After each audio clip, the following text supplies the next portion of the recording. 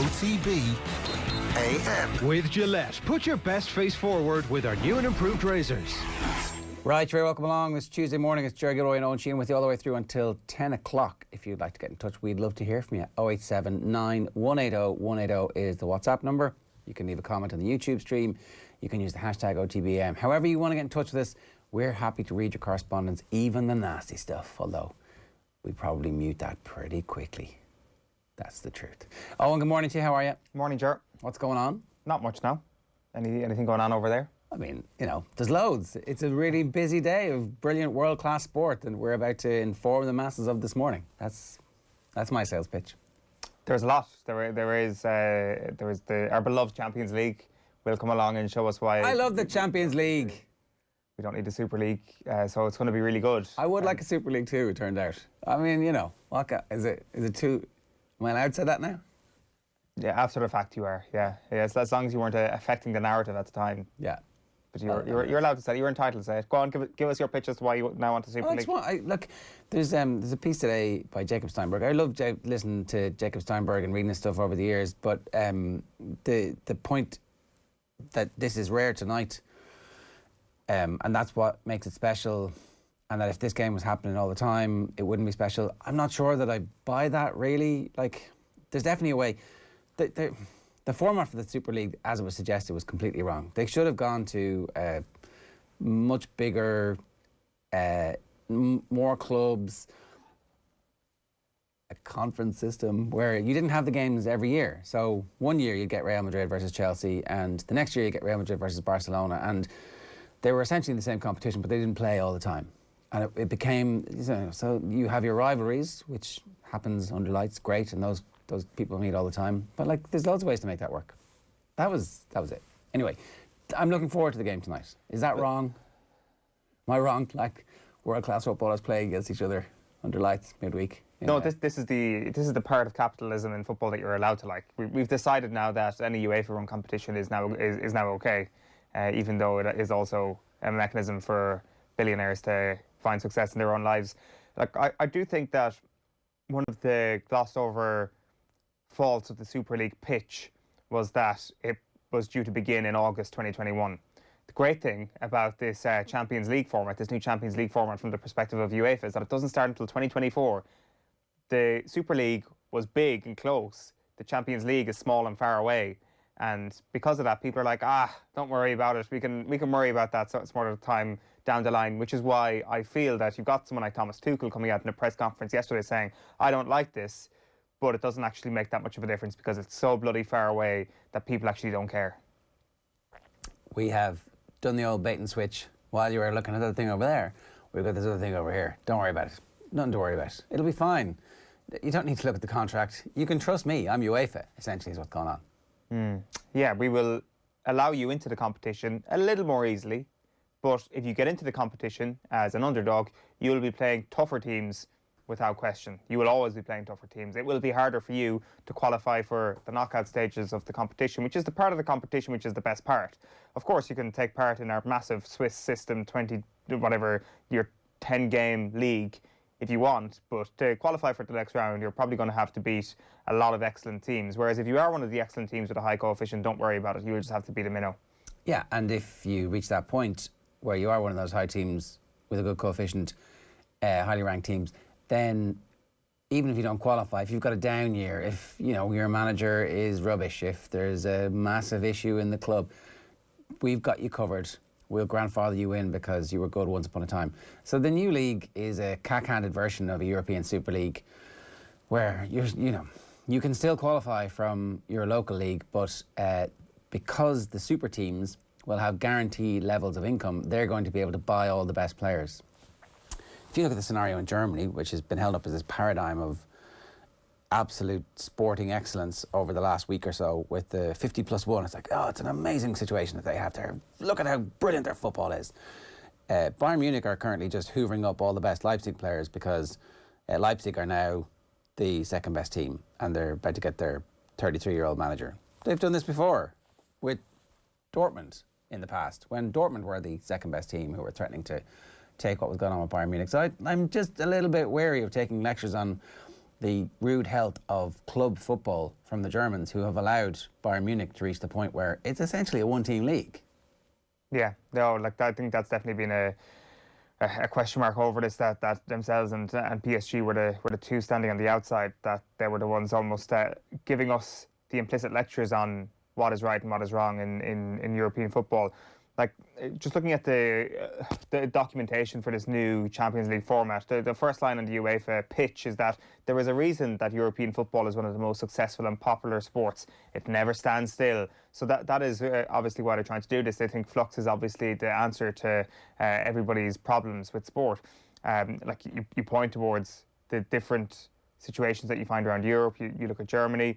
Like, if you take the whole thing in its totality, though, one of the big problems is that you will have a situation in the UK tonight, for example, where your Florentino Perez of 16 to 24s won't be able to watch the game unless their parents have BT Sport. And is that not also a step that we've all taken in our love for European nights, is those free-to-air, watching it with your parents or whatever, Champions League nights midweek? That was how we all get into it, and that avenue into this competition is now gone, even if they're trying to move and, I guess, not standing still over the next little while.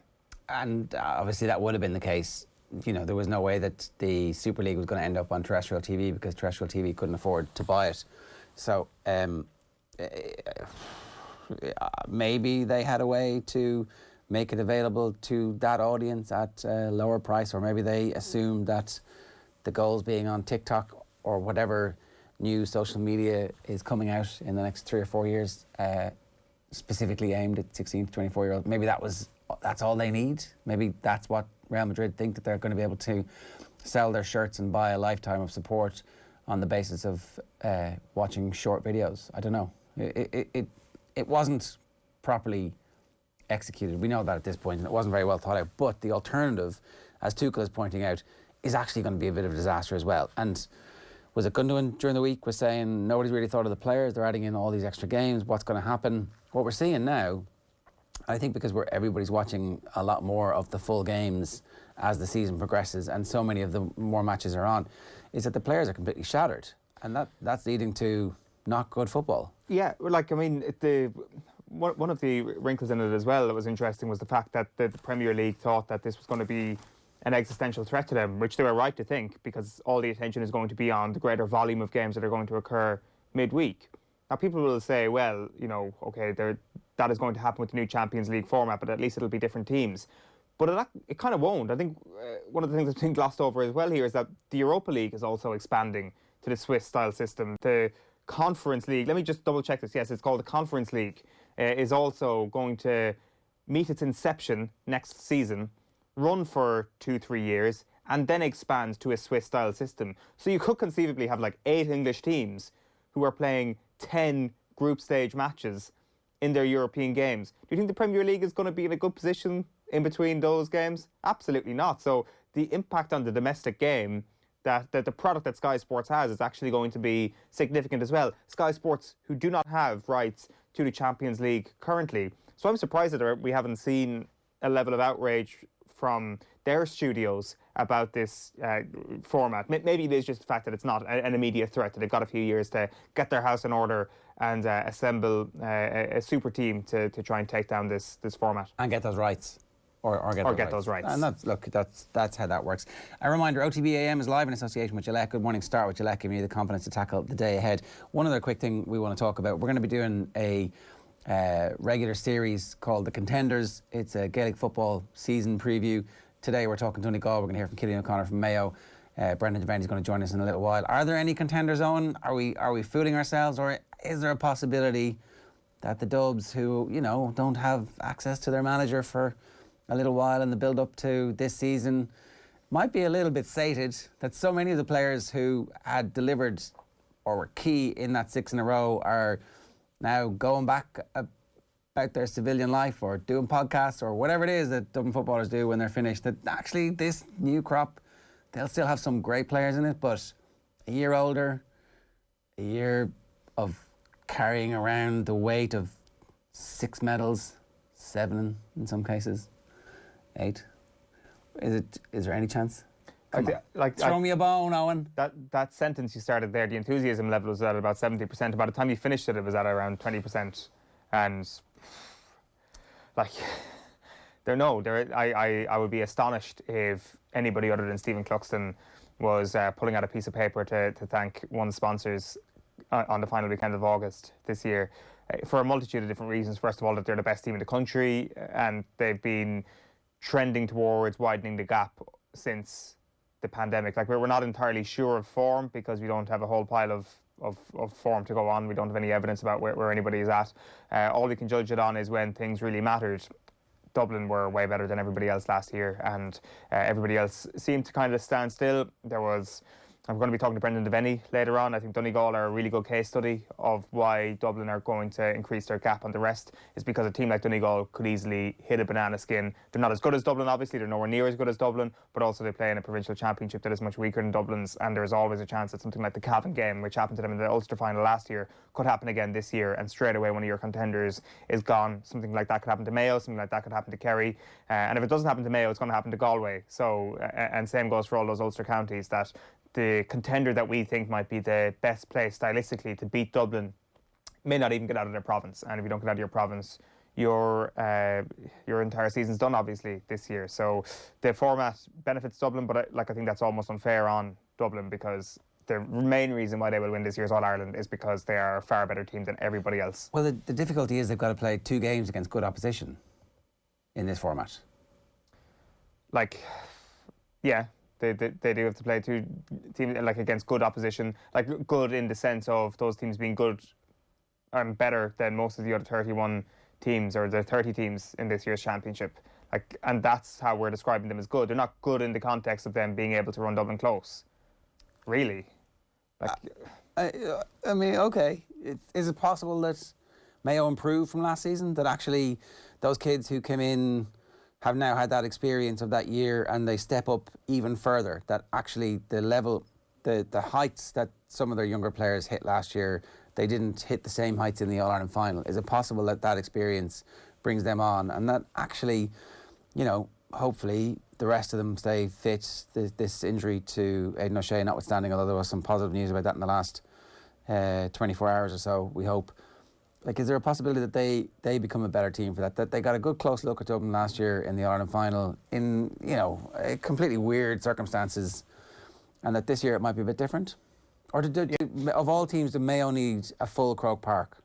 Maybe they do. Like, I'm not sure about that, but I think there's a chance that Mayo are better than last year and that they also get beaten in Connacht, for example. I know they've got a very easy draw. They've got the best possible draw that they could have got, so it'll only be one tough game. They're also playing Division 2 football, which means they can properly, I guess, ratchet things up as the season goes on. Like, so the league should be relatively easy for them. Not completely easy. Division 2 is a bit of a minefield, and then ratchet it up for those first couple of easy-ish Connacht games, and then Galway or Roscommon in a Connacht final, and then away you go into your semi-final series. So they can really focus on 1 month of football where they need to be really good, and that'll benefit Mayo without the depth that Dublin have.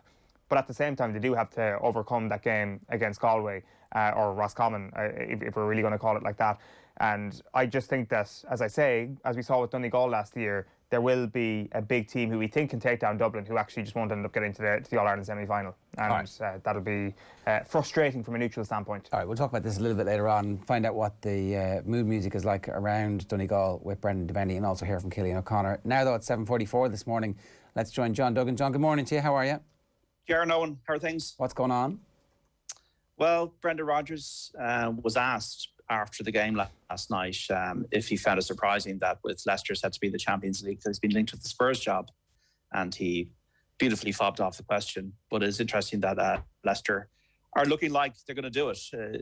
Kelechi Iheanacho scoring 12 goals now in 9 games, 2-1 win over Crystal Palace. They went behind last night, Wilfred Zaha put the Eagles in front. But Leicester turned it around. Castagna and Iheanacho, 2-1 victory. 7 points clear now. West Ham United in that race for the top 4. Only once in September of 2019 have Leicester been out of the top 4. That was in the last day of last season. And Rodgers has praised the side's composure. We've made a mistake for their goal, so we have to accept that. And now we stand and fight, and that's what the best teams can do. So, but in order to do that, you've got to keep your got to keep your composure. And I thought then we second half we worked the ball really well, and got to get into some really dangerous positions, and now looked a really good side second half. This is a week where you can't miss football. We got Real Chelsea tonight. We have PSG against Manchester City tomorrow night. Then we have the Europa League semi-final first legs on Thursday. Absolutely cracking week for the beautiful game. So Eden Hazard set to be fit, available for Real Madrid against his former club. 8 o'clock start in Madrid. And Thomas Tuchel has been asked what the strategy should be. Be ourselves. It's the strategy. Once you arrive, the higher you climb on the level. Rely on yourself, rely on your strengths, and do the things that make you comfortable, and which are proven that they work. And we have these things as a team, and this is what we try to do on the best level. There's no other approach for a match like this. Wasn't the semi-final last year Tuchel all decked out in his gear? Didn't he wear something? Wasn't there some kind of weird black and white number that he had? He had the moon boot on, obviously. Am I mistaken this? Was there not something fancy, and it was like, maybe if you spent 5 minutes less working on your wardrobe and a little bit more time on your team prep? Anyway, I'm obviously, or maybe it was for the final. Well, if I was in a Champions League semi-final, I'd definitely be like, I'd be Armani's, I'd be Hugo Boss. You know, I'd even have the brown shoes on. The whole thing would be definitely coiffured to the nth degree. If you're in that position where you're on like hundreds of millions of people watching you, you got to have all the moves on the sideline. Have we ever seen like a Tony Pulis tracksuit in a Champions League semi-final stage?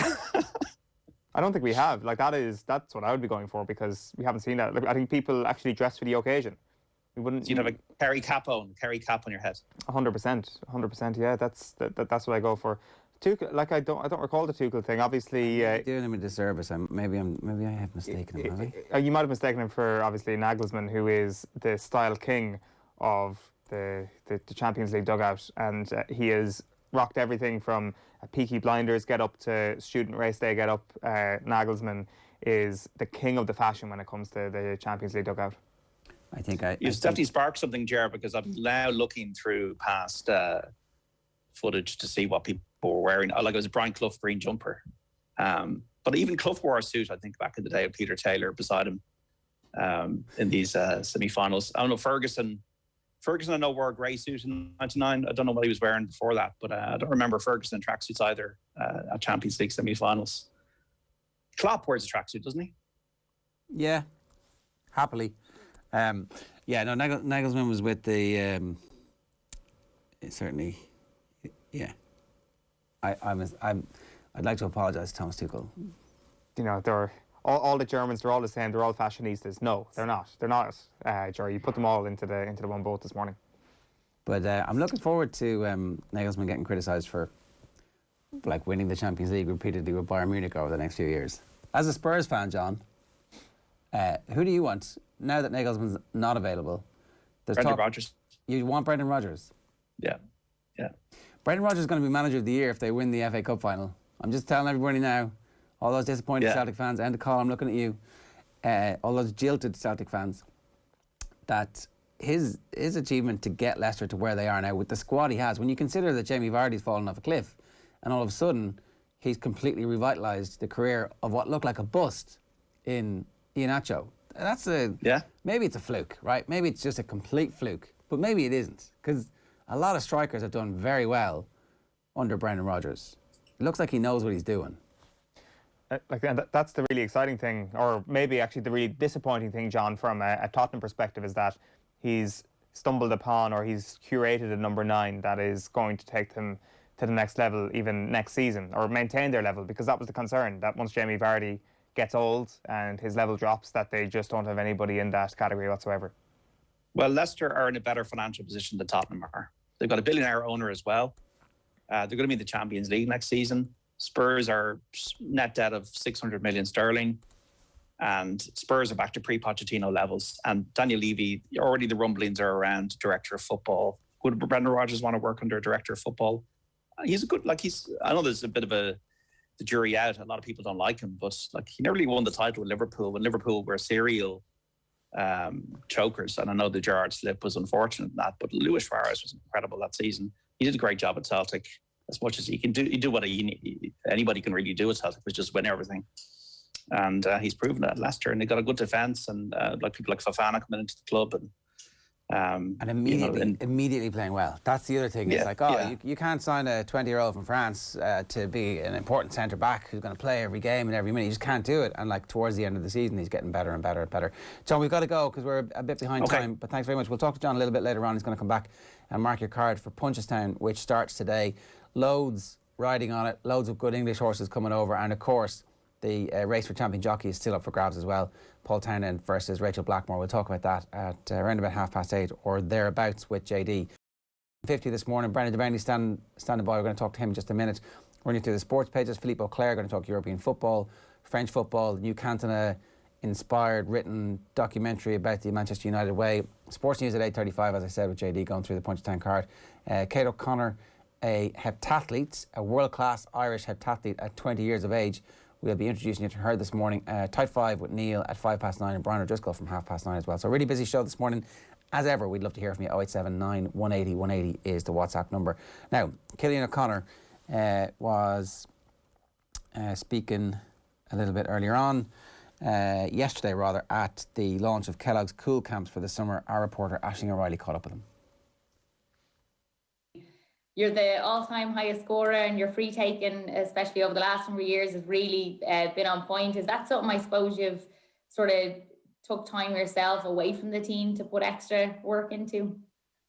Yeah, like I know we've all had to train on our own the last while, so everyone's had to do it. But you know, going back the last few years, I would have always had no issue with taking a bag of balls down to the pitch myself, and I know there's plenty of other guys who do their own individual bits. So. Mm-hmm. I enjoy that part of the game, and like being able to get down to the park and knock a few balls around during lockdown is kind of part of the course, and was I suppose a nice, quiet, enjoyable part of individual training. Yeah, keep you ticking along. Yeah. And you've played on some of the great Mayo teams over the years. What's been your best memory to date, would you say, if you had to pick one? You kind of put me on the spot now. Let me see. Well, I'll just pick an easy one. I'd say my first year coming onto the panel was a big deal because you're so nervous. So I'd say getting picked in the team for one of the first Connacht final we played, I know in 2011 when I was about 19 was a good day. It was a good day because we hadn't won Connacht for we didn't win it the previous year. I think Ross had won it, so we went to Roscommon and played them. So that was a big game, and that was an enjoyable one that went our way. But there's lots of big games that we've been on the right side of over the last few years. So it's hard to put the finger on any one. Yeah, and when you come on that day, is there any players that you remember thinking, my God, when you went into the dressing room, you had looked up to for so long, and you're sitting there in the dressing room with them? Yeah, that's exactly what it was like. That's what it was like for about the first 3 years, to be honest. Andy would have been a big one, like that you would have been growing up watching Andy Moran, and then to be sharing a dressing room with him was a bit weird. You need to be afraid to talk to him at the start, So, but like the rest of the lads, they're very warm and welcoming, and they give you loads of tips and advice, and they let you know when you're not doing your stuff as well. So. If you can pass on that bit of experience to younger players than yourself, then it's all good. And how do you feel about coming up against Down now in a few weeks? Yeah, kind of excited. To be honest, we've only got back there on Tuesday training, and we haven't really started talking about the fixtures down the line just yet. So I'm sure our minds will turn to them later, but. For the time being, it's just like getting to know everyone again, getting to know the new guys, and then, trying to size up who's going to be in the team and who's going to be in the squad. And that's kind of what our focus is for the time being, just training really, and getting back fit and enjoying the sessions really, and kind of just appreciating them because, as I said, a lot of people aren't getting that opportunity, and we are. Definitely. And is there a lot of new lads coming in to join the panel? Yeah, there's been plenty of new faces added to the wider group that are looking to kick on. I think there's probably a new group there they're looking at the guys who made debuts last year and went on to kind of establish themselves and become regulars, who are probably thinking that could be them this year. Yeah, that's the whole point. The regeneration is going. Owen, how old is Cillian O'Connor? 30. He's only 28. He's 28. Wow. He's 29 next month. That's ridiculous. Like what he has done scoring wise at that age. Yeah. He's just going to now destroy every hope of anybody else trying to beat that record again throughout the next few years. But he and many others around must be thinking, I'm only coming into my peak. What's all this nonsense about Mayo on the way down? That was Mayo GAA star Cillian O'Connor there speaking at the launch of the 2021 Kellogg's GAA Cool Camps as Kellogg celebrates the 10th year of their sponsorship. Starting on the 28th of June and running up to the 27th of August, the Kellogg's GAA Cool Camps offer children a healthy, fun and safe summer outdoor activity. For more information and to book now, visit gaa.ie/Kellogg's Cool Camps. And you want to get in quick. That was the experience last year. Make sure that you book early. Right, Brendan Devenney is with us. Good morning to you, B-Dev. How are you? Good morning, Jared. Good. We're trying to make the case that there are contenders out there, and we would certainly, if there were contenders out there, we would hope that Donegal would be there. But they let us down last year, B-Dev. They let us down. Yes, yeah. Listen, what can you say? Jerry, we thought these freak results were gone in football, and probably the dismay of neutrals and everybody watching in. The bigger teams just couldn't be beat. I mean, if you look at Ulster, the 10 years previous that Donegal won 5 Ulsters, Tyrone 3 and Monaghan 2, and were by and large every season that was going to be the same. So the blue wave came in, and the Cavan boys upset getting their 40th title in that, and you're well deserved in the day, Jaron. You're talking about Donegal being contenders. It's for us in Donegal here. It's all about the best 15 on the pitch, and that I think when Donegal have their full 15 fit and they're moving well, they can be a match for anybody. But if we lose a few players, you know, even the likes of Steve McMenamin going out to that Ulster final, like our main probably man marker at the back was massive. We ended up starting against Cavan with 3 half forwards and our back 6. And I think there is a problem with Donegal. We've been bringing through great midfielders, the likes of Langan, McGee, fellas like he's coming through, and forwards now O'Donnell, the likes of Jamie Brennan, Oisín Gallen. All these types of players are coming through to bolster our midfield and attack, but we're just not unearthing defenders, and that's why the likes of, we have to go back to and Neil McGee's going to give it another lash again this year, and the likes of Paddy McGrath. We keep going back to the old trusted, but that can't go on forever. So that's one of the questions that we wanted to ask you. Have there been any significant retirements or additions, or are there any long-term injuries at the moment? Like obviously, Paddy McBrearty's health over the last couple of years has been something that we were all waiting for him to get over. What's the crack there? There's the only news isn't on people coming in. It would be Eoin McNeilish is back training with the boys, and again an attacking flair player, which. Listen, we'll take Eoin all day. He's got, as you've seen many the time, he's got all the skills in the world, and he can field the ball as well. But it's more, there's been a couple of squad players I've talked about stepping away.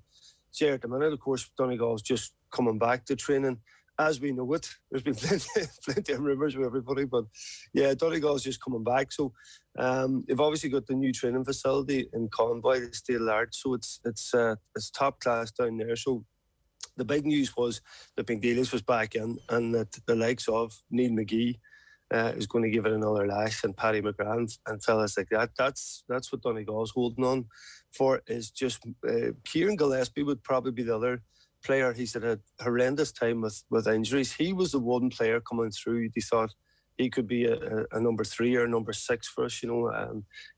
Strong physical player, kind of your old type defender.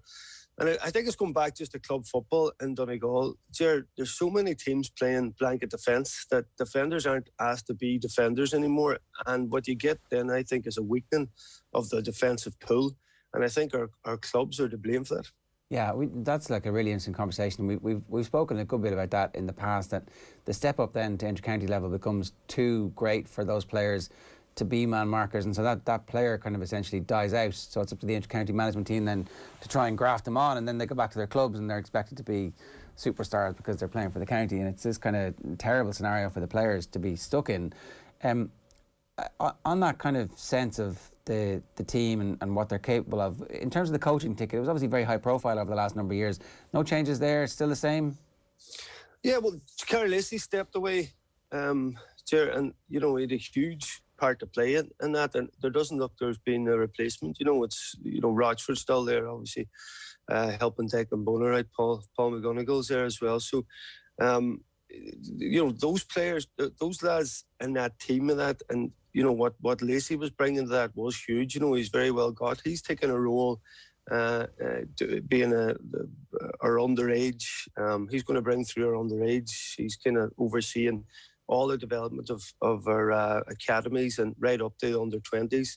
There's a new under-20 manager and as well, and Carl's going to be working with all those lads. So it'll be a loss to the senior team for now, definitely, Ger, in terms of what he was bringing to it, because, the word coming back from the lads, the squad, a great time for him, and his input, whether it be analysis or in the dressing room, he had a serious presence there. So it's going to be a loss to the Donegal senior team, but it will be a gain to the underage squads that are coming through. Okay.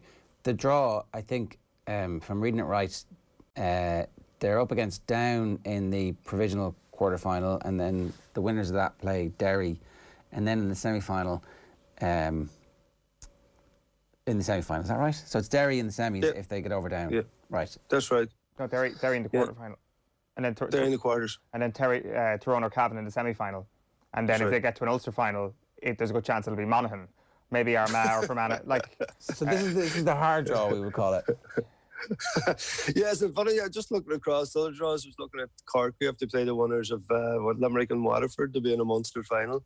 The difference. If you look at Mayo's route as well, it's listen. That's Ulster. You look at Division 1 this year. You've 4 Ulster teams in it, and that's the difference. Even Down. I mean, obviously Down isn't one of those sides. Down will be thinking they can beat Donegal. I mean, Look at the first half performance they did to Cavan in last year's Ulster semi-final. They looked unbelievable, and obviously that just whatever Cavan magic they had last year came back and took them out in the second half. But they have serious potential, and they'll give it a go. And you think about the provincials there and how there's just not much, like Munster, obviously, and Leinster, there's very little excitement. There seems to be an odd game in Connacht, but there you have four Division 1 teams, and that's not even the Donegal Down game. That could be a cracking match. And I'm sure Paddy Tally's going to be thinking, listen, that we could take Donegal in their day, and that's by no means a foregone conclusion for Donegal. They had all that early training done as well, of course. I can hear the Cork and Tipperary football fans already complaining about you, saying that there's no excitement in the Munster Championship, Brendan. But I hear your point. It's frustrating, though, on a serious note, to see those other provinces that are patently more difficult, or easier, I should say, than Donegal's path to even an All-Ireland semi-final. And even if they do make it to an All-Ireland semi-final, the amount of tough games they'll have in their legs already. Yeah, certainly. And if you take even from the fact, Owen, that if Donegal do make it to the league final this year, the league final, it won't be played, because Donegal's out in Ulster Championship the following week. So it'll be a split. They'll give it to the 2 teams, and that's what's going to happen there. So when you put that into the mix of the time frame, and we know obviously the amount of training and dedication lads is doing. If Donegal then are going through energy sapping games week after week after week, should they make it all the way to a semi, they're in a completely different state than teams who kind of planned it. And listen, Owen, you're 100% right. Sorry about that. Tip and Cavan, of course, Munster and Ulster champions playing Division 3. That's a bit amazing. And listen, it's great for football. I think Tip, obviously, we're a great championship team. I just think Cork had fallen so far away. Maybe last year, as I say, showed signs of them coming back to something near competing. I guess it just was a Kerry walkover for so long. So listen, hopefully on that remains the same, that certainly Kerry and Cork and teams like that can come back and compete. We all want to see that, but I just think when you look at Ulster, the amount of minefields, if you like, and games that are in there, it's just such a different championship. And if we're thinking about the pressures that's coming on squads and players as the season goes on, now I know it's not that type of season this season, but you'll think in other seasons, if it goes back to some version of quarters, Super 8s, wherever they go under, the Ulster teams certainly you would think are facing a different path, which is going to handicap them. Like that Donegal-Tyrone game in the league last year, which was the first game back, like everybody remembers what a phony war that was, because they were due to play each other a few weeks later. That's going to be Donegal and their entire league campaign this year, isn't it? Because it's 3 Ulster teams they're up against. Yeah, thrown away first game, and obviously the new management there, and after the whole Hart era, I think Tyrone are going to be such a dangerous team. You talk about Donegal and the way we were patched up in our defence. Tyrone don't have that. They have defenders. For me, they definitely have the best squad in Ulster. Now, as I say, that's the thing about Donegal. When Donegal have their full team on, they seem to be able to mix it that bit better with Tyrone, and certainly, obviously, as last few seasons have been able to win the important games. And you just think with obviously with the Tyrone firepower, coming back in the play, we've seen McKenna there last day, McSheahan back from injury, and you just think we do and Logan, giving them probably. For me, do you think they're going to give them that bit more of an attacking element that they seem to be held back a bit with Hart? I know in last year's championship he did seem to open it up and come at Donegal at times, and I think Donegal couldn't really handle McKenna at times, and if you're trying to handle McKenna and McSheahan, I mean that is serious firepower for them, and that's why you would have to think Tyrone getting this championship would be are the favourites for Ulster.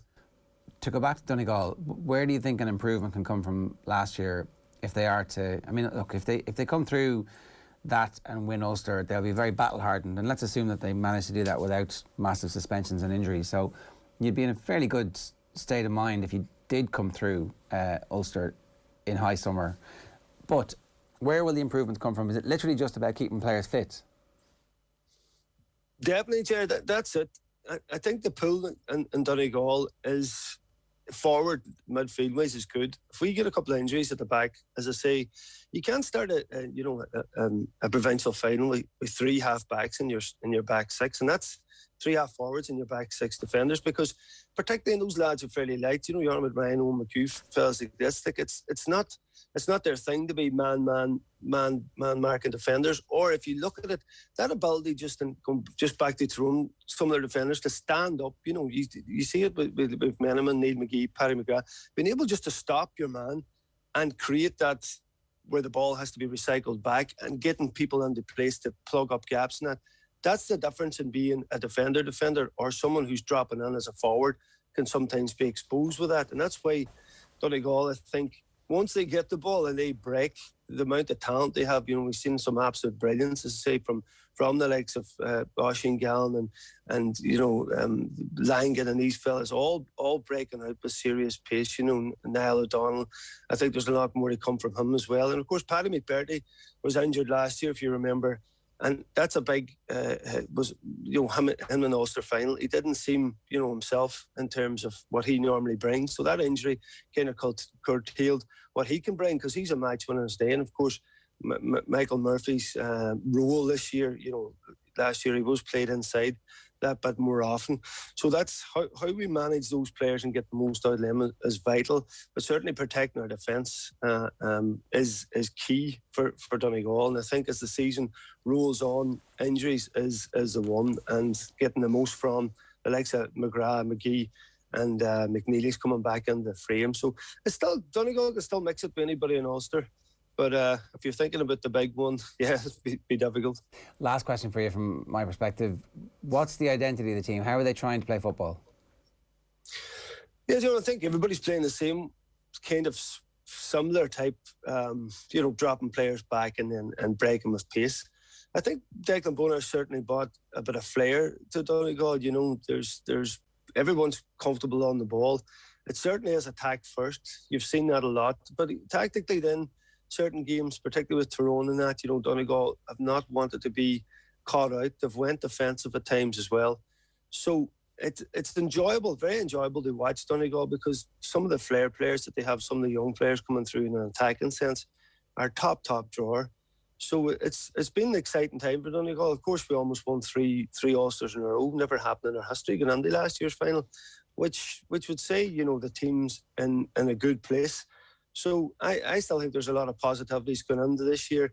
It's just unfortunate, as I say, where we don't seem to be unearthing the defenders that we need. But certainly I think every Donegal fan has had a brilliant last couple of years. There's not a game that we go on the year we think that we can't win. And I think that's, I suppose, is a great plus point for all us watching on. Yeah, look, that's all any supporter of any county really wants at this point, particularly given the elephant in the room, the big blue elephant in the room as it is. Brendan, good stuff. Thanks a million for joining us this morning. Cheers. No more, right, Jerome. Brendan Devenney giving us some thoughts there on the first of our contenders series. Obviously, we'll be doing Mayo, we'll be doing Tyrone, we'll be doing Kerry. After that, we're going to be struggling, are we? Is there anybody else we can legitimately call contenders? I'd say you can leave the last one off that list anyway. Cork and Tipperary will need to be in there anyway, the front runners to come through in Munster at the moment. And Meath, I'm sure our producer is going to ask us to do a contender slot on Meath. We were supposed to do the top 12 counties, was Tommy's idea. I think he was grandfathering in Meath. Where would, in your gestational power rankings as they are now, the seed is just fertilising the egg as we speak in your head. It's a nice image. What is... where would Meath be at the moment? I'm tossing up, like I've put no thought into it, but let's piss off the Meath fans here straight off the bat. Let's go like 14, 15. Okay, perfect. 11 minutes past 8 this morning. Our job is done. Packed show still to come here on OTB AM. We're talking rugby with Neil Treacy after 9 o'clock. Irish Heptathlete Kate O'Connor joins us. Up next, we're talking football with Philippe Auclair. OTB AM on OTB Sports Radio, Ireland's first and only sports radio station. The Saturday panel on OTB. The thing that came out of that situation, something that I would like any young boy or girl that suffers from racism in the future thinks about, is that I will never be the victim of racism again, because I'm not the one with the problem. And for a lot of my growing years, I didn't see that. I thought I had the problem. Don't miss the panel every Saturday afternoon on OTB Sports Radio. Tune in 24/7 on the OTB Sports app. Sean, what's that thing going round the garden? That is our new Husqvarna Auto Mower. Auto mower? Yeah, it's a robotic lawnmower from Husqvarna. Cuts the grass automatically, has GPS tracking and an app. Even works in the rain. I just thought, why spend time cutting grass when I could spend it with the family? Great! You can put the dinner on, so... No can do, love. Have to paint the man cave. Husqvarna Auto Mower. Never mow again. Learn more at husqvarna.ie. Check out the Boyle Sports app today for details on which football match is getting the no-lose treatment this week. Plus, browse through dozens of new player markets, all powered by Opta. Shots on target, left foot, right foot, headed goals, assists and more. See the Boyle Sports app for full T's and C's. Boyle Sports. This is betting. Gamble responsibly. See gamblingcare.ie 18+. OTB AM. With Gillette, put your best face forward with our new and improved razors. It's 13 minutes past 8 if you want to get in touch this morning. We'd love to hear from you. 087 9 180 180 is the WhatsApp number. You can leave a comment on our YouTube stream, or of course you can use the hashtag OTBAM. Very quickly run you through the papers at 13 minutes past 8. Brian O'Driscoll on Ronan O'Gara. Munster is inevitable, but La Rochelle, the right place from now. Porrick Carrington, how can you not pick Sergio on a Ryder Cup? So that looks like Sergio Garcia is feeling pretty comfortable about life right now. South African team set for Champions Cup call. Reports that has been definitely in the works for a while, and it will be a sensational shot in the arm for the Champions Cup next season. Injury forces Gold Cup winner Manela Indo out of the Punchestown Festival. Big disappointment with that one. And Ibrahimovic facing UEFA investigation over links to betting company is the story there. Some of the newspaper headlines that we can run through very quickly. The Examiner for you here. Club launches a petition to expel GAA members guilty of racism. A GAA club has called in Croke Park to expel anyone found guilty of racial abuse in games. Roger Casemans in Warwickshire have launched an online petition in a bid to introduce a zero-tolerance approach to any such incidents in GAA clubs around the world. This is a great idea and we should 100% get behind it. Horgan unruffled by final debate about Cahill friendship. That's Fergal Horgan, who had been childhood friends with Liam Cahill ahead of last year's All-Ireland final, but says it didn't bother him because it turns out loads of people in the GAA world know each other. It's not that big a surprise. Yeah, exactly. So the League On title race is something that usually gets spoken about in pretty patronising terms. It's Paris Saint-Germain's league and everybody else is just living in it. Not so this year, and on Sunday we had a pretty big game in the title race in League On. We had Lyon against Lille. Lille on top of the table, but they were 2 goals down against Lyon, brought it back from 2 goals down to go to 2-2, and then in the 85th minute this happened. And this is all in French, but I think it's pretty clear what's going on. On est dans le camp lillois, on est très loin derrière, là, on se met un peu en difficulté, la Botman va faire sortir ce ballon. Sven Botman, voilà, le long ballon de Sven Botman, Youssouf Kazice de la tête qui peut détourner pour Burak Yilmaz qui emmène un peu loin son ballon, Burak Yilmaz et le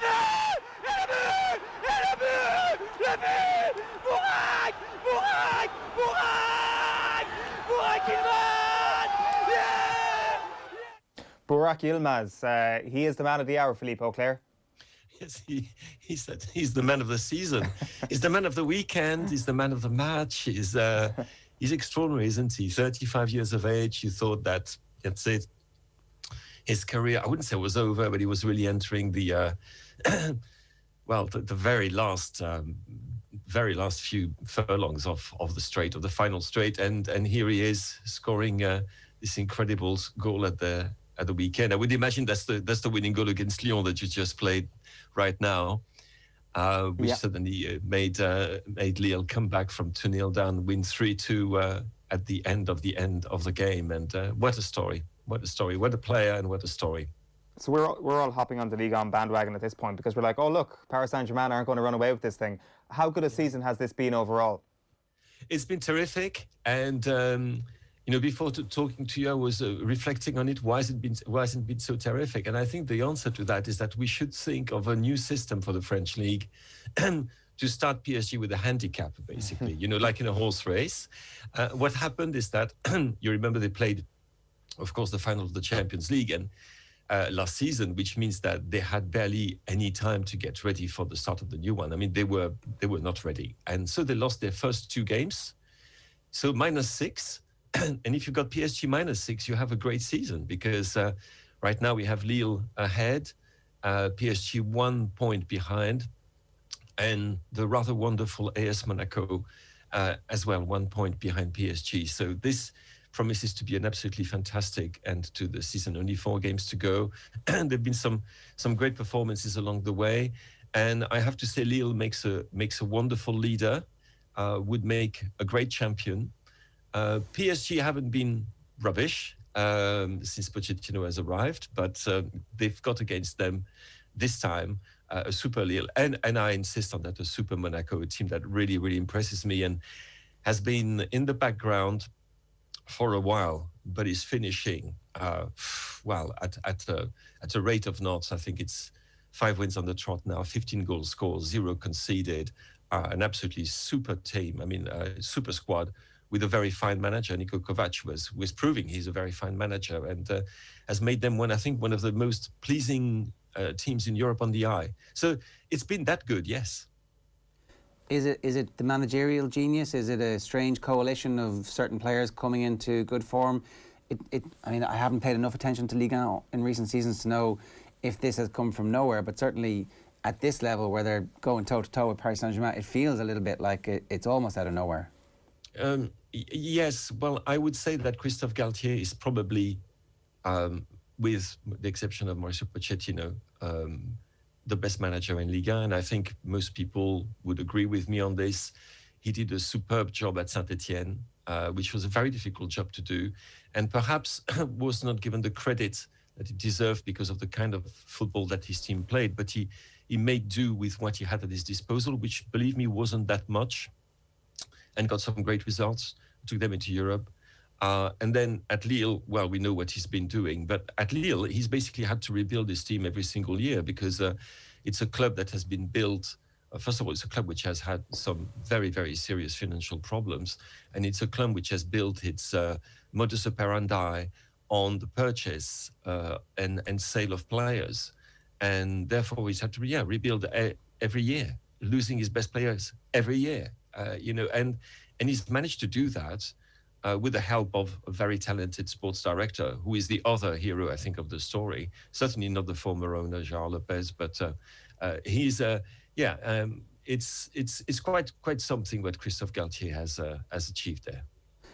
Is that the type of level of achievement that ends up being poached by another club, or is he a lifer, do you think, here at Lille now that the situation suits him? No, he's. I'm pretty sure that Christophe Galtier will be in Lyon next year. And I'm actually surprised that other clubs haven't thought of him. I'm thinking in the Premier League, for example. he's really one of the best, probably the best French manager actually of his generation. Which is, I've just said that, but he's not. He's about Zidane's generation, so maybe I exaggerate a little bit. But he's certainly a very, very fine coach. He's not with he hasn't been with very glamorous teams. But one thing I would say for him is that, having talked to a few of his players in the clubs that he's managed, they all talk about it's a play on words in French. They say entraîneur. In French, entraîner is not just to coach, is to take somebody along. And he has a way to make his players believe in what he does and take them along and achieving great things with them because they believe in him. He's got that. It's a very rare talent. It's perhaps the most important talent of them all when you're a manager, and he has it. And so there you go. Lille is now favourite for the title because PSG have got a tricky schedule, which is much trickier because of what they've got to do at the same time, which is not just the French Cup, of which they play the semi-final against Montpellier, but obviously the Champions League double-header against Manchester City, which obviously is going to define their season. So Lille doesn't have this to worry about, and neither has Monaco, by the way. Not only will it define their season, Philippe, I think it's something that everybody around the world who loves football is really looking forward to. Pep versus Pochettino, just the sort of explosion of excitement we've got when these two have met in the past, especially on European nights, has been amazing. Do you expect it to live up to the hype, first off, this tie? Strangely enough, I'm expecting perhaps a cagier occasion. To be honest, I'm not absolutely sure of what I expect for this because there's still one question to be answered, which is whether Kylian Mbappé is going to be fit or not. And I think that will, very much decide how the games will look because PSG without Mbappé is not the same PSG at all. And we thought he would be ready, but the last I've heard, he had to go off the pitch last weekend in the 3-1 victory against Metz, against whom he again scored a double, which I think takes him to something like 37 goals for the season, which is just ridiculous. But he had to be taken off the pitch with a knock. And at the beginning, we thought it was not serious, but apparently yesterday he only trained very, very lightly. And it's not 100% sure he's going to be part of it, which would be an absolute shame because that's, what we all want to see. The Mbappé we've seen of late has been simply transcendent. And we want to see him against Manchester City. But again, not absolutely sure. And I don't exactly know what to expect. And I think perhaps a cagier game. I mean, so much is at stake for these two. We're really talking about, I know this is a cliche, the holy grail, but for both clubs, which would completely change the perspective we have. In the case of PSG, it would completely change, I think, the perspective people have on them. They would have arrived finally. And up to also, when it comes to Manchester City, it would also change the perception we have of them as a team, not as a club. Because there's, of course, the other element of this, which is the Qatar United Arab Emirates confrontation, which is fascinating. I could think of many other adjectives, but it is certainly fascinating in its own right. Well, I mean, Philippe, they stood up for the small man in football last week by not joining the European Super League. So everybody's on board the Qatar train right now, I'm sure, in France. Yes, it's been rather interesting to see because I didn't think I would see the day when Nasser Al-Khelaifi would be seen as a kind of savior of football. It's a bit strange, but I think there has been this. First of all, the relief has been such, and there's a little bit of Schadenfreude, and there's also a bit that they were not stupid enough to get to embark themselves on that boat that was leaking water even before it had been put out to sea. And of course, he's a very powerful man. He's perhaps the most powerful man in world football at the moment, bar Gianni Infantino. When you think of everything that he is, he's now he's now chairman of the ECA. He's the chairman of beIN Sports. He sits on the executive committee. He sits on the UEFA executive committee.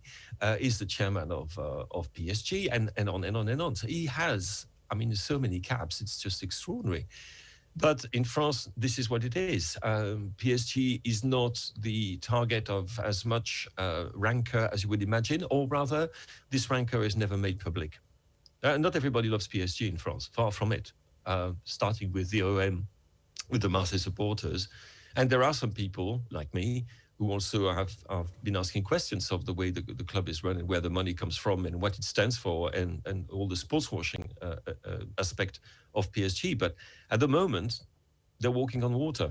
Or Nasser Al-Khelaifi is walking on water. And I mean, we shouldn't forget this is a man who was in a Swiss court accused of bribes not that long ago. And actually the case is not completely closed. But that doesn't prevent people from seeing a kind of hero in him, which is, again, extraordinary because I don't think it's a secret that the only reason PSG was not going to go into that was because of the backers of this particular Super League project, and also the fact that it probably would have spelled the end for the broadcasting contracts which beIN Sport, of which Nasser Al-Khelaifi is a chairman, has with UEFA and various leagues which are totally against the Super League. So I think this has been conveniently forgotten, I think, when debated in France. I think the other thing is that if you buy a European club to try and win the European Cup, you have to win the European Cup before you can move on to the next thing and say, oh yeah, that's fine. But the whole point was that you're trying to buy the history of the Bayern Munich team in the 70s, the Ajax team in the 70s, Arrigo Sacchi's Milan. If that competition suddenly disappears, what's the point in trying to? You've built something to win this other thing, which is new. Like the point of the sports washing and leading into that is that it's a long continuum back through the history of football. Yes, but and of course the other thing is that among the clubs which were approached to be part of the Super League. We shouldn't forget that PSG were approached, by the way. They were supposed to be one of the 15. I think only 2, perhaps 3, are in a position where they could simply forget about the financial situation. And one of them being perhaps Chelsea, and I'm not even sure when I say that, I actually have doubts about it myself. And the 2 being Manchester City and PSG, who basically don't have to worry about financial fair play anymore and have got limitless means at their disposal and were not at all in the same financial situation as, for example, a Real Madrid or a Barcelona, which has now accrued 1 billion in debts and also is losing, hemorrhaging money, or even worse, the Italian clubs. So those were completely desperate and are still completely desperate. And it's one of the reasons why they behaved the way they did and why they perhaps sped up the process, because they know that they could be doomed, financially speaking, completely lose it. And this is actually true also of Arsenal up to a point, but not of PSG and Manchester City. So, which perhaps explains as well how lukewarm their support was in the case of Manchester City, even though they were involved, for quite a while. And they signed the document, and of PSG, who basically could just ignore the whole thing and carry on their merry way. Philippe, you've obviously been covering the politics of football as well as the actual game itself for a long period of time, and I'm interested in where you think this goes next, particularly in the context of Arsenal, now that you've just mentioned it there. The fact that 3 legendary players are coming out to support the potential takeover by the creator of Spotify from the Cronkies suggests that football has not learned any lessons. Like what the Arsenal fans and the Arsenal legends want is just a slightly better class of billionaire, a more acceptable billionaire. Well, you say that. I don't think that Mr. Eck is more acceptable than Kroenke at all. Well, I don't think so. I think he's an even worse example of late-stage capitalism than Kroenke. Kroenke is almost an old-style capitalist. We know exactly what we get with Kroenke. With Eck, we get as well the puff, of a cool brand, but which is even more exploitative than Kroenke's operations. So I speak here as a journalist, as an Arsenal fan, and as a musician. So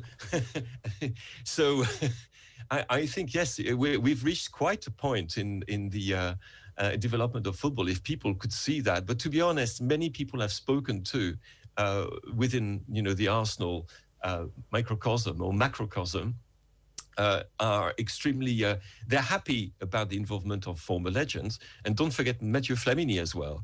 would be involved, who is actually the businessman among the older players, the ex-players.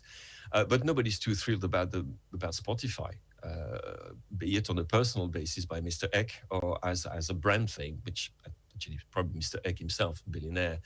And also, and by the way, the money would probably not be his, but he would raise the money through some kind of investment fund. The same way the Glazers did. Yeah, exactly. To be honest, that's exactly what I think, and which is one of the. To be honest, I genuinely don't think it's going to happen. I genuinely don't think it's going to happen. The club is valued. His club is valued as something like $2 billion at the moment, which in the current circumstances, to be honest, you would have to be completely, utterly mad to invest in a football club that has, in terms of sporting terms, has gone down ever since Wenger. Well, I would say since the second decade of Arsene Wenger's reign, but which is now a mid-table club, which financially is going absolutely nowhere, which relies on gate receipts more than any other club in England. Not exactly one of the best characteristics at the moment, and we don't know what's around the corner either. Or rather, we have an idea that it might not come back to normal that quickly. That has fallen down the rich list of Deloitte's season after season and has now left the top 10. And you can carry on like that. I mean, to invest $2 million in that, well, I suppose if it's not your own money, if you and I could buy Arsenal without having to spend a penny, we probably would do it, wouldn't we? Well, I mean, if I was bored in my day job and had loads of time on my hands, and I think you're dead right, though. I think it's really interesting to me that this mad outcry about the Super League happens, but actually, the thing that allowed it to happen, I see many Arsenal fans happy about this. This is like, this is great. We're getting rid of the Cronkies. We're moving on to something new. It's like you're literally just replacing the problem with the same problem. And I think that in the mind of some supporters, it's the fact that they feel that the Kronkers have been so reluctant to invest money in the club, and investing money in the club means buying players, that they think that Eck, who is apparently an Arsenal supporter, but also apparently has looked at other clubs before looking at Arsenal, which is a bit of a contradiction in terms, isn't it? They think that Arsenal would have an owner who this time would be able to bankroll the club and to invest money, and that would change and therefore would improve the results. And then, of course, if you have people like Bergkamp and Vieira and Henry, three of the greatest players, not just of Arsenal but in the history of Premier League and of English football, with you, obviously you look at it in a completely different way from the Cronker is Stan in Colorado and Josh, whom everybody seems to detest. So it's a difference, but it's not a difference. It's part of the same problem, and not necessarily part of the same of a solution. If you're saying that you would be mad to buy Arsenal Football Club for £2 billion at this moment, does that not suggest that the Cronkies are quite likely to sell if that price is met? Well said, touché. If that price is met, if they're there for the long run, and this is what appears to be the case, if they're there for a longer run, I mean, the place of Arsenal in their portfolio, we shouldn't forget Arsenal is really like what would you call that? A blue ribbon brand to have. Sorry to use, but it's a brand as well.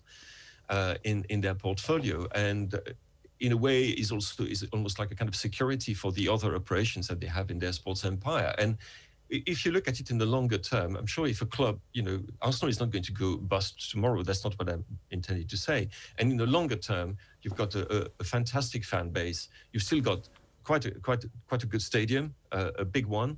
You're part of a league that is very successful. So if you look beyond the 2-3 years that we're going to have to deal with, and you think, well, it's a commercial proposal of great interest, so it is worth a lot of money. So there's no reason why they're never going to sell it for less than it's worth.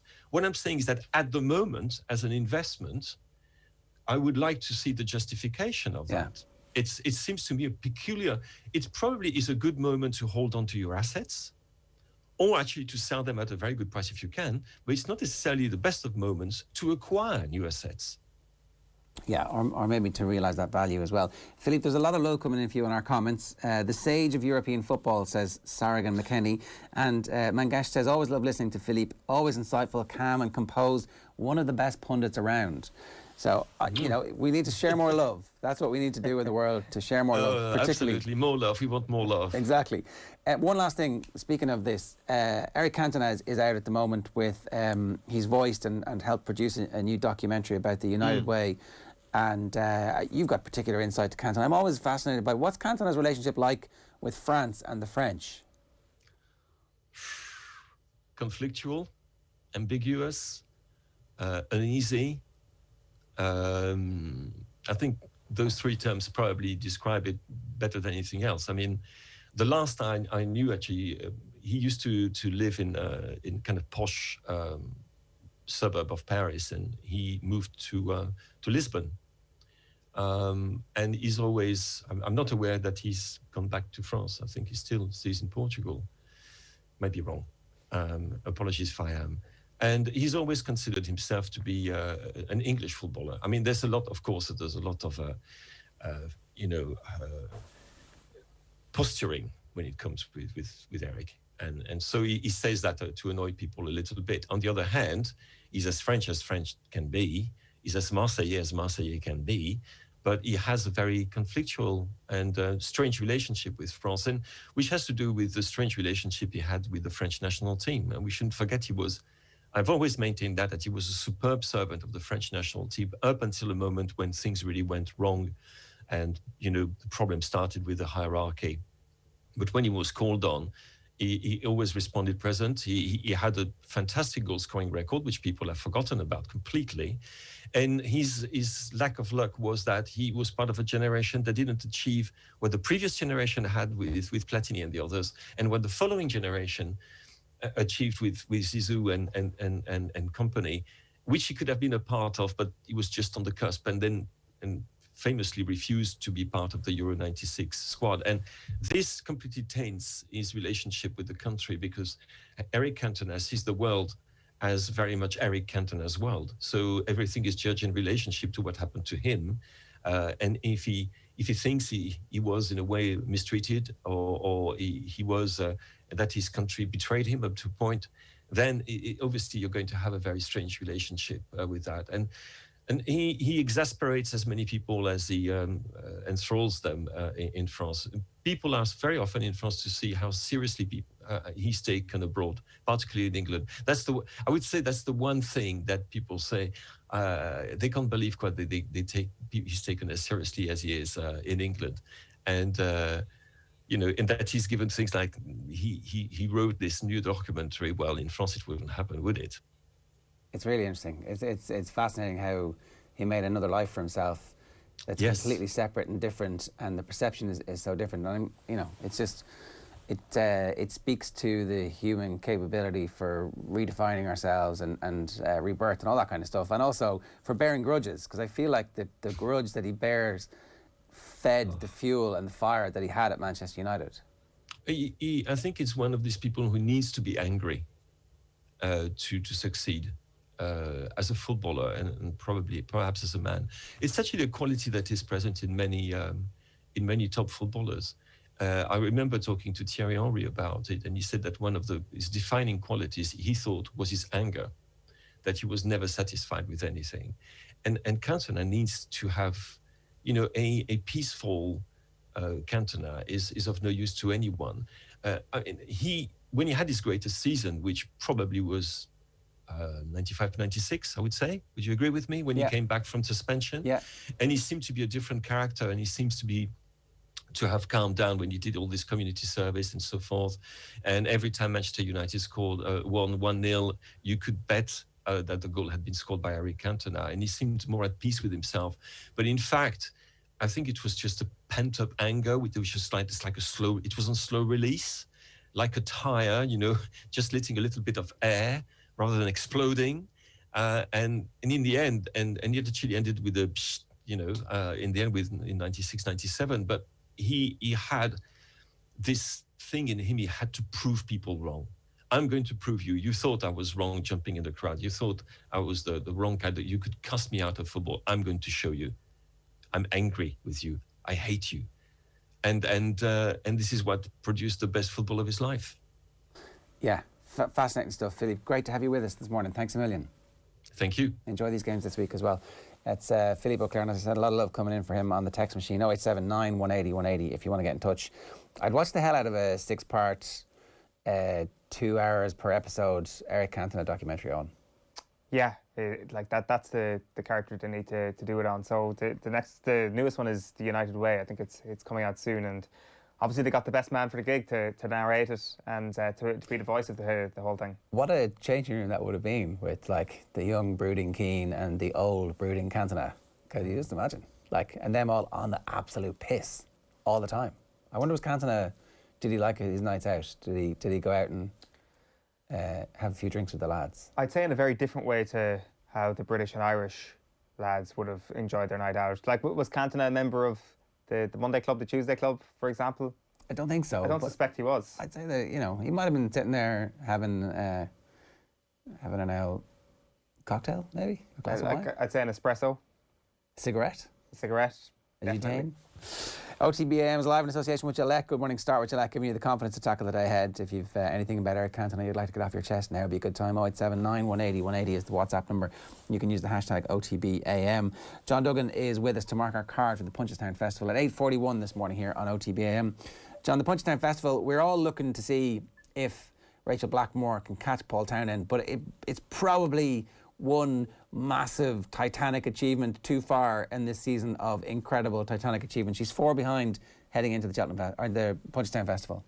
Yeah, you can't do everything. You can't get everything in life that you want. And Henry de Bromhead is the only person who's the exception to that rule at the moment, with the Holy Trinity of races at Cheltenham and with the first 2 in the Entry Grand National. But Rachel being top jockey at Cheltenham was incredible. And then another level of incredible was the Entry Grand National win. And then this will be even another level of incredible. And maybe it just might not happen. And the only reason it might not happen is because Paul Townend has got Willie Mullins' arsenal of horses, and Willie Mullins is the top trainer, and he generally has a very good Punchestown Festival every single year. So for that reason, with 4 in the difference, 95 for Paul, 91 for Rachel, it might be just a little bit of a stretch for her to get there. But you never know. And it's going to be a great storyline. And this is the best ever Punchestown I've seen. Sometimes in past years, I go down to Punchestown and kind of feel that I'll be almost there, half of it for racing and half of it for social.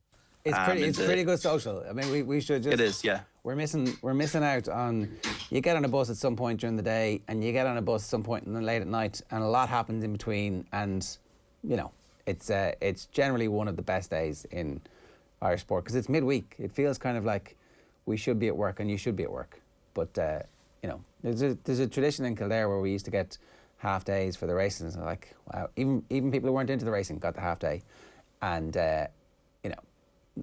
attendance would be low that week for the rest of the week too.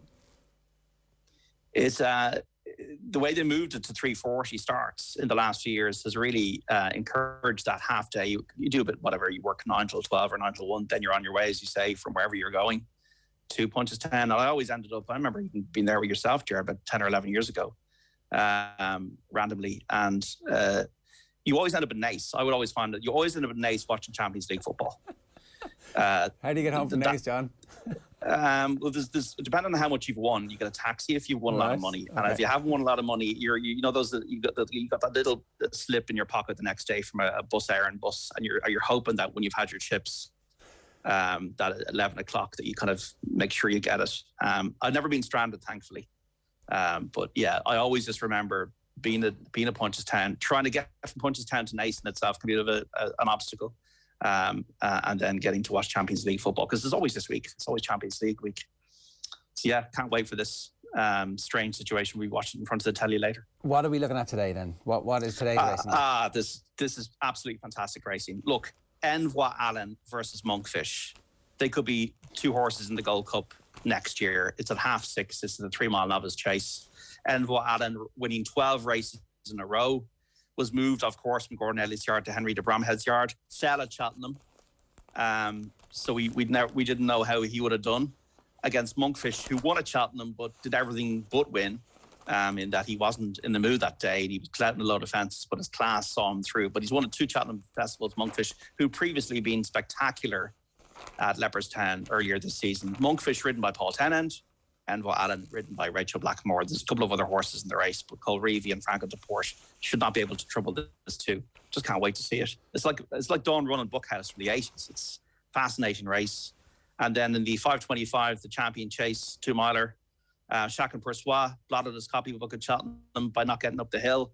Paul Tennant riding him. Allaho, Rachel Blackmore sent him out in front, and he wasn't even seen in the Ryanair chase. They're in opposition again. You have an English challenger, Nube Negra. Great to see them coming over. For Dan Skelton was second behind Put the Kettle On in the champion chase. We've got first flow from Kim Bailey's yard. So that's a great race. We've got a couple of bumpers, the Land Rover bumper, and we got the bumper at 7:35 to finish the card. We've got a race over the banks, which is always great to see.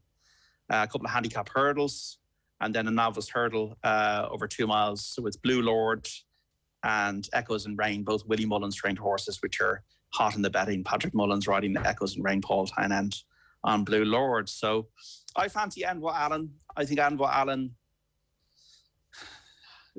has got so much class, and as does Monkfish. But Envo Allen, even when was put under a little bit of pressure at Cheltenham last year, was able to find more and just had that turbo boost and that extra gear. And I think Rachel will suit the horse. I'm fascinated. He's never won over 3 miles because he's never run over 3 miles. But I'm absolutely fascinated to see Envo Allen, who's been touted as a Gold Cup horse for many years. I think he'll do it in the half-6. And I do think Blue Lord will win that novice hurdle in the 4:15. Second behind Bob Bollinger in one of the prep races for Cheltenham. Fell behind Appreciated at Cheltenham. But Willie Mullins has always been quite bullish and positive in his public utterances about this horse. So Blue Lord is another one I like in the 4:15. Okay, so Blue Lord about 5-4 at the moment. And MYLN. What's the look like? Monkfish slight favourite at this stage? Yeah, Monkfish slight favourite. Envo Allen 5-4. Blue Lord 11-8. Sheahan Persois, I think if they make more use of him, Sheahan Persois, they're going to go crazy in that race. They're going to go 100 miles an hour. But Sheahan Persois, his asset is his jumping, and he won well at the track as a novice a couple of years ago. Paul Tennant needs to make use of his jumping and make that an advantage over the other horses in the race, in my view. So he's 11-8. I think if I was going to put a gun to my head, I'd probably pick him. These are the three main kind of graded races today. I haven't made my mind up about the bumpers yet because there's so many unraced horses. I have to kind of think about it a little bit more, although I did. It's funny, like it takes about 2.5 to 3 hours to do a card. Last night I was doing the card. I was making all the notes. So I've gone through every single horse that's running today. But the bumpers, I have to kind of make my mind up. So what I'm going to do is I'm going to put the article on otbsports.com and on the app in the next an hour and a half. But I do fancy a few outsiders. In the 340, a handicap hurdle, there's a horse called Breezy Bell at 25-1 each way, number 18, trained by Edward Cawley, has got course form. I think the better ground might suit him. Breezy Bell to come back to form with Chris Timmins in the saddle, has only got 9 stone, 12 on his back, Breezy Bell. That's in the 340. I always look for Jack Kennedy riding for Sneezy Foster and handicap hurdles. They won a good race at Aintree there recently. There's a horse called Call Me Lyrene in the 450 at 25-1 each way. Has form on better ground earlier in the season. I think Call Me Lyrene could be nicely handicapped off 11 stone in that 450, that other handicap hurdle. Is that something you look for? Sorry, just explain that. So yeah, sorry. This is this is the last day, essentially, of this National Hunt season, last week of it. And if a horse had form on good ground, the good ground is back. It's a similar type of race, but actually, so you could expect the horse to run similarly well now, except in the meantime, all the other horses have become known to the handicapper, and so therefore there's a more of an advantage. Is that the thinking? Yeah, the thinking is there's some horses prefer better ground than others. Like, for example, there's a horse called Hallowed Star in the first race who showed his best form on good ground. He gets his ground today. And therefore, I think he will actually improve for seeing better ground than his previous runs. Whereas some horses have been running all through the winter on soft ground, and that takes a lot of energy out of them. And that's their surface. And when they encounter top of the ground, other horses can just go faster than them. So therefore, I'm looking for horses. What I often sometimes look for is not a horse's just recent form, but their best form, especially in handicap hurdles. Whereas, like I was looking at one of the races, the first race, like the first 10 to 13 or whatever, they've all had their run. They've all maybe had their handicap win. And I'm looking at horses down the bottom of the weights that probably haven't shown their hand yet. And if the ground has come in their favour, if they've any semblance of form with good ground in their history, then I'm definitely looking at them. Okay. I'm also looking for course and distance form. Polished Steel, for example, is a massive price in that handicap hurdle, the 450, has course and distance form. Okay. So that's one thing. And the other outsider I liked was Singing Banjo at 50-1 in the Banks race at 7 o'clock for the Sean Breen Memorial Chase. Has been placed in the race before. I don't think the race is very good. There's a couple of Enda Bulger hot pots in it. You Cannot Be Serious and St. Benedict, but I think Singing Banjo at 50-1 might reach the frame. Okay. So there's a few hot pots and a few each ways. Okay, and so as you said, when you're finished that, it's going to go up on OTB Sports today, and we will let everybody know when that happens, if you have the OTB Sports app. You've got to remember that Cheltenham was 46% profit, Aintree was 35% profit. Don't go mad, don't do anything like more than euro each way, but just do remember that we're in form here, and I'm adamant I'm going to do the holy trinity of profitable racing festivals on the national hunt by the end of this week. Well, that would be great. JD with us every morning this week, helping us to preview Punchestown at 8:51 this morning. A reminder, OTB AM is live in association with Gillette. Good morning. Start with Gillette, giving you the confidence to tackle the day ahead. Here's what we've got on OTB Sports Radio today. At 1 o'clock, OTB Gold is Keith Andrews meeting Philly McMahon. There's a dadcast from 3. Our Legends interview is Ronnie Whelan. OTB Gold at 6 is Cora Staunton. Then live tonight, Miguel Delaney in the Champions League. Andrew Mangan talks the Arsenal takeover bid. That's Arsblog. And Jason Quigley talks to us about his title fight. You can listen to OTB Sports Radio on the OTB Sports app. You can get it on otbsports.com. You can get it on TuneIn, or you can get it on your Alexa. Just say, Alexa, play OTB Sports Radio. And lo and behold, non-stop sports radio in your earballs. Right, it is time for us to turn our attention to a budding star of Irish athletics. I'm delighted to say Kate O'Connor is with us. Kate, good morning to you. How are you? How's it going? Good morning. I'm good, thanks. How are you? Yeah, great. Not too bad. You're coming off a career performance. At the moment, what's the response been like for you, and just in terms of your own self-confidence after you put in a performance like you did? I don't know. I think I'm still in shock right now. I just got home yesterday, and I'm just trying to enjoy these next few days and just try to take it all in. And what does that mean when you say take it all in? Do you look back at each of the individual performances and go, that was all right, that was even better, wow, that's the best I've ever done? Yeah, I think I kind of, whenever I go to bed and I kind of dream about like what kind of happened, like I do really analyze each event, and I kind of see, I know I can improve there, or I know I can do better there, or that sort of thing. But then at the same time, I've got to also just realize how well I did and just kind of be happy for myself. I think I can always be quite hard on myself. So just sitting back and kind of appreciating what I did is something that I want to try and do. So just to put some context on the performance for people who are kind of unfamiliar with the heptathlon, and most Irish athletics fans, probably most Irish sports fans, are kind of going to be waking up to this over the next few months as well. So you finished second at the weekend. It was a personal best, and it was the level to qualify for the Olympics. It hasn't qualified you for the Olympics officially yet, or what's the story with that? So basically, for the heptathlon, top 24 in the world qualify for the Olympics. So after the weekend, I've been pushed into about 17th or 18th position, so I'm within the top 24. I was 123 points off the automatic qualifier. So I mean, maybe that's still on the cards. I've got a few more heps lined up that I'll probably do, to try and consolidate my place. But yeah, hopefully, fingers crossed, I'll be on the plane to Tokyo. That's pretty exciting. I kind of went over there. Tokyo was not really on my mind. It was more trying to qualify for under 23s, Commonwealths next year. And then I can't really believe now it's coming out of my mouth that I could possibly be going over there. It's crazy. Did you know that this performance was coming before the weekend? I knew my training was going well, but I hadn't competed. I hadn't done a heptathlon since European under-20s, almost 2 years ago. So it was an opener event for me. I was going out to see where I was, to set a marker that I can improve on. All I can say is every other year, my opener has ended up being my best result of the year. So that makes me even more excited to kind of see what else I can kind of do. So in the 2 year period, I presume the pandemic plays a part in it being 2 years. I know you had a couple of injuries as well. Yeah, so the pandemic was the first kind of thing. And then, I had an injury in my back, which kind of put me out for a little while. But then I came back from that and I was just kind of training away.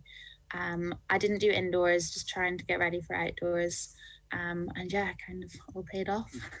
Because I'd assume the level of fitness you need to be at, to say it at the very least, you need to be right at 100% to be able to compete and put in the performance you put in at the weekend. At the same time, I'm sure there's a few different disciplines that are coming together over the past couple of years, and you're enjoying different elements of the game a little bit more than maybe competition after competition in that 2 year period. Oh yeah, definitely. Like, I think that's one thing that 2 year period has let me do. It's letting me improve my hurdles, which was kind of a downfall in my heptathlon. It was where a lot of people would gain a lot of points on me. And I've managed now to pull that down to where I'm actually competitive and I'm not letting people really get too far in front. And then also, every other interview that I've ever done before, I used to always complain about the 800. But after the weekend, I actually, before going into that 800, all I was thinking was the sessions that I've done over the past 2 years have been so much more difficult than this 800 is going to be. So I actually enjoyed the run. I was running around thinking this is not as bad as some of the work that I've put in before this. So yeah, definitely I've been enjoying training. I've actually been back in Ireland training for the last pretty much year and a half. And yeah, I've been loving it. Because you were in Sheffield before that. Yeah, so I went to university in Sheffield, and then I was also being coached by Tony over there. But I ended up only being over there for like 4 months and then had to come home because of COVID. So I went back to my old training setup with my dad coaching me. And yeah, it's worked out pretty well. So you're not working with Tony Minicello anymore? I am, like, kind of over the phone. We're doing little bits. It's really difficult to do anything over the phone. Like, I need, with my event, there's 7 events. It's not just one event. I need somebody there all the time. So I'm so lucky that my dad was able to kind of come in and pick it all up for me, because otherwise I would have been lost. Because for anybody who doesn't know, by the way, Tony Minicello is Jessica Ennis's coach and brought her to unbelievable heights. I saw you talking about him in the past, saying that when you went over to Sheffield and started working with him, there was just a notable uptick in intensity. Has your dad managed to keep that intensity going since you've moved home? Yeah, definitely. I think I've come home and see, I'm training by myself now at home. So it was kind of it was different. Over in Sheffield, I had a group to push me on. So the sessions were made harder because there was also other people there. Where, yeah, I've come home, my sessions are, I would say, just as difficult, if not maybe slightly more difficult. And I'm lucky my brother kind of comes and helps me with my running sessions, so I'm not just completely alone. But yeah, the sessions are just as difficult, if not more difficult. So, yeah. You talked there about the various parts of your sport that you need to improve on, that you've earmarked something like the hurdles, turning that weakness into one of your strengths, for example. Am I right in saying the hurdles comes pretty early in the heptathlon? Is it like the first event up? Yeah, so it goes hurdles, high jump, shot put 200 on day 1. And then day 2 is long jump, javelin 800. So the psychology of that then, if the hurdles was your weakest part of your game, then does that kind of set you back in competition? And was that part of your thinking that this is something you needed to step up in because psychologically you want to start off on a positive note? Yeah, definitely. I think because I had that really good opener, it kind of set up my whole heptathlon for me. Because straight away I was in the game. I was, up there with all the girls.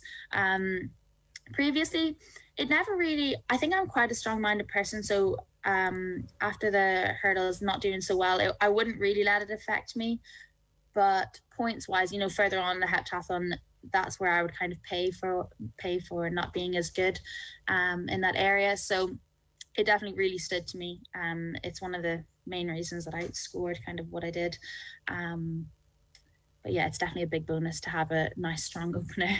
It kind of lets you sit back and relax a little bit, and you can kind of enjoy the Hep a bit more. When did you become a heptathlete?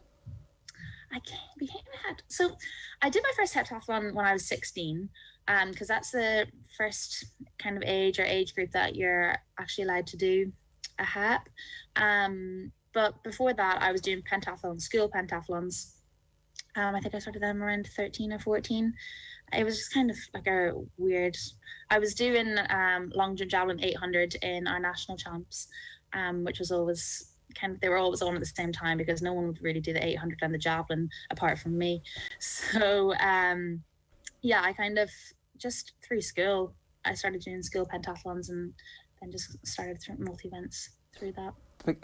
Like, I don't know if there's a traditional route, but frequently you hear of somebody who is good at one aspect and then works on the others. It sounds like you're one of those rare kind of athletes who was trying everything at the same time and was like, actually, you know what, I can do these together. Did you always favour one over the other? Did you think that actually this was, this wasn't your long-term future? Or did you always think, actually, I can do this, I could continue with this? I don't really know. I mean, at the same, like, I'm still young right now. Like, I don't know in the future if I'm going to decide maybe I'll just go down the route of javelin or go down the route of just high jump. I think right now I'm just kind of, I really enjoy heptathlon, and I love the fact that it keeps me busy at training. I love going to the track and having a few different things to do, and I love the fact that if one event's not going well, fingers crossed that one of the other 6 is, there's always like a positive to kind of take away, which is one of the like real positives of the sport. But yeah, I don't know. I think I really did just fall into heptathlon, and I'm just kind of going along and just seeing kind of where it takes me. We were speaking to Nadia Power on the show last month, and she was saying that she just loves being able to achieve what she's doing at home, that she went and checked out a few colleges in the States and decided, actually, you know what, everything that I need is in Ireland. How positive has it been for you to be able to achieve what you're achieving from home and not having to go the US route? Yeah, I think so. I was actually looking to go to Austin, Texas. I was pretty much signed, ready to go on the plane, and then I just decided to have a quick change and go to Sheffield. But I think it's difficult for me because since I've been at home, it's been COVID. The whole pandemic, and everything's so much more difficult because of the pandemic. Getting access to tracks. Even just being allowed to, there was like a 5 kilometer thing we had to, basically stay at home. But I think I do a lot of traveling for my training. I travel up to Belfast, I travel up to Dublin, which is an hour each way, up and back. So it takes a lot of my time, but I'm so lucky that I've had access to facilities, and I've been able to train, because without that, I mean, I wouldn't have been at that competition and I wouldn't have scored what I did. Why did you decide not to go to Texas? I don't really know. It was kind of more like, do you know what? I was on holidays whenever I made my decision. And I just thought, America is so far away. I wanted to be closer to my family. I wanted to be able to get on a plane if I ever wanted to come home and get home. And I just thought at the time it was the best decision for me, and I am still really happy with my decision. Maybe I would have loved it in America, but I love where I am right now, so yeah. And when COVID stops, is the plan to go back to Sheffield and England, or have you found kind of a nice balance now? What do you think the future is? Well, everything depends on COVID. I'm doing my college online right now, which is one of the best things ever, being able to kind of do my college, because it's online. I can kind of watch my lectures whenever I want. I can listen to them during training. It works really, really well. So it just depends on what the university do next year and what the COVID situation is. everything. I've got time to kind of make my decisions on what I'm going to do. But the plan is to head back over to Sheffield for my last year, and then see what happens. Your underage results were obviously fairly spectacular. I think second at the European Championships, and so there must at that point have been like, I can make a career out of this. I can certainly, when college is over, I could go full time at it. How do you process that, and how do you plan for that, or do you think actually you'd like to have something that keeps your head out of the athletics for a part of your day every day as well? I think that's one really important thing for me. I like to have a distraction from athletics. So me being able to go to university and have a plan B, I think having a plan B is really, really important, because I don't know what can happen in my athletics career, what road it's kind of going down. So having my education kind of makes me be able to like sit back, and I'm able to know that I've got something else there. The teaching route is something that I think I would love to go down. I love working with young kids, so I think that would be something that I'd be really interested in. But I don't know, I hope that I can make a career out of athletics. I mean, I love the sport. I love doing what I'm doing, and if I could make a career out of it, I would 100% jump right on it. It seems like it's right there for you at the moment. Well, yeah, I hope so. Like, I think what I did there at the weekend, it's definitely kind of opened a few more doors for me. And yeah, I've just got to kind of see, what happens over the next couple of weeks, and yeah, just basically see what happens. Well, listen, we wish you the very best of luck. I noticed that both Newry and Dundalk are claiming you at the moment. What's your official status? Well, right now I'm actually isolating in Belfast. Right. So I don't know if they've claimed me, but I'm here right now. I live in Dundalk, so it's basically just right on the border. But I do a lot of training in Newry, and I was born in Newry and stuff. So I don't know. Leave it to them. Yeah, look, that's the perfect answer. Kate, we wish you the very best of luck, and the whole country's going to be cheering you on, especially over the next few months. So what's the schedule? You said you have another few Heps coming up. When should we all be paying attention next? So I've got an invitation to GOTSIS, which is in May time. I've got a competition in Arona in June, and also there's national championships. So I don't know, I won't be doing all of them, but I'll definitely be doing one of them, maybe two. So yeah, we just got to see. Well, best of luck, and I hope it all works out for you. Thanks a million, Kate, for joining us this morning. Cheers. Thank you very much. Thank you. Bye-bye. It's a really amazing story, how people end up in heptathlon, because there are so many different disciplines in it, and it's so difficult, but it's the type of thing that you can see these type of, I should have pointed out, she's only 20 as well, so there's plenty of improvement to come as well. It's 9:07 this morning here on OTB AM. If you missed anything, you can catch it all back on the OTB AM podcast. Subscribe to it wherever you get your podcast. The best place these days, obviously, is on the OTB SPORTS app. We post the full podcast as timestamp, so you can flick forward or back if you miss anything, and you'll get it on the OTB YouTube channel as well. Do subscribe if you haven't already. Quality hour of rugby lined up for you between now and 10. We're going to bring you Brian O'Driscoll on OTB. We're back after these with Neil Treacy on the Type 5. OTB AM.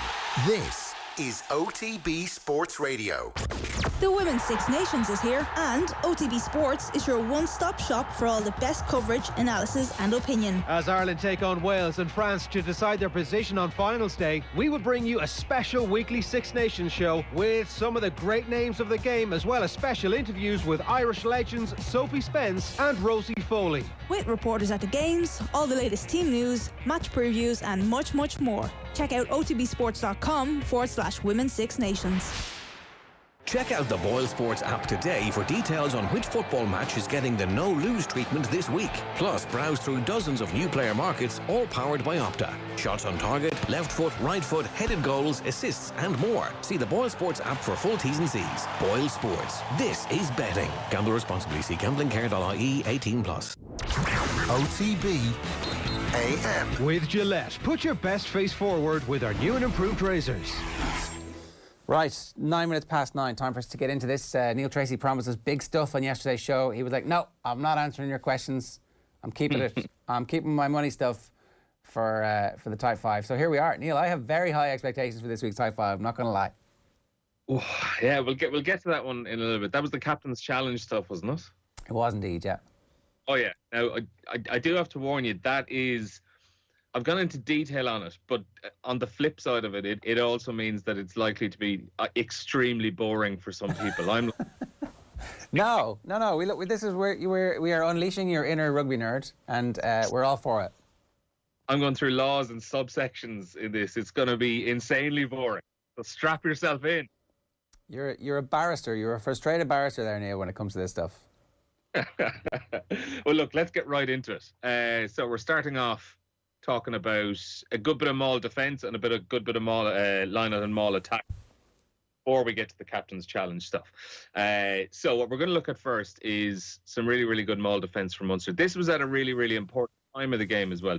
But as you can see on the clock there on the screen that's up there, 46 minutes played. It's 10-3 at the moment. Leinster, 5, 6, 7 metres out from the Munster line. A try here, and if they can convert it, you're talking 10-all, and it is a very, very different second half. So this first picture, we're just going to get a sense of what kind of line-out Leinster have. 7-man line-out called by Leinster, and you can see the way they're spaced out.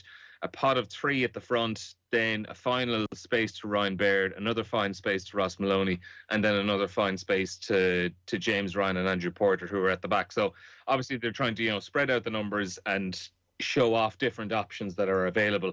But what Munster are doing, they've pretty much stacked their players towards the tail of the line-out. They don't really mind if the ball goes up towards the front, because if it does go up at the front, they're going to charge all those players from the tail of the line-out back up towards the front and try push it out over the sideline. But as you can see, I have numbered there 1, 2, 3, 4, 5, 6. That are 6 Munster players pretty much in the second half of the line-out, and they only have Stephen Archer up towards the front. So they're pretty much preparing themselves for the fact that Leinster are going to be throwing the ball somewhere in the region of the middle or the tail of the line-out, and they want to be ready to set up a maul. So we're going to move on to our next clip, number 2. And as we can see, Leinster throw the ball up to Ross Maloney towards the tail of middle or tail of the line-out. So Ross Maloney is up in the air at the moment, and you can see these 3 players looping around. So that's Dan Sheahan, Josh Murphy and Ed Byrne. So they're all taking a big arc to kind of come around from their early position and set up a maul, and probably running in a way as well that they are coming back in field, because they ultimately want that maul to start drifting back in field and start moving in towards the posts and away from the touchline. But if you look at the red arrow, this is really important over the next couple of clips. So in the red arrow, you can see Ryan Baird. He's lifting Ross Maloney at the front. Now, you can see the way he's lifting Maloney up. Maloney has kind of drifted away from him. So if you put the camera back onto me there for just a second, the way he's lifting, he's kind of, I'll turn to the side here, he's kind of lifting up and out like that. So his arms are at an angle as opposed to lifting straight up. So when he's lifted him, he's kind of ended up pushing him out a little bit. And that's going to create a little bit of separation, as we can see in our next clip. The third one. So yeah, this is the point that Ross Maloney has landed. And you can even see there as he's landing, the distance between him and Baird has kind of got greater, and he's kind of landing at an awkward angle. He's kind of falling backwards as he lands. Now, he lands on his feet and he's able to set up the maul.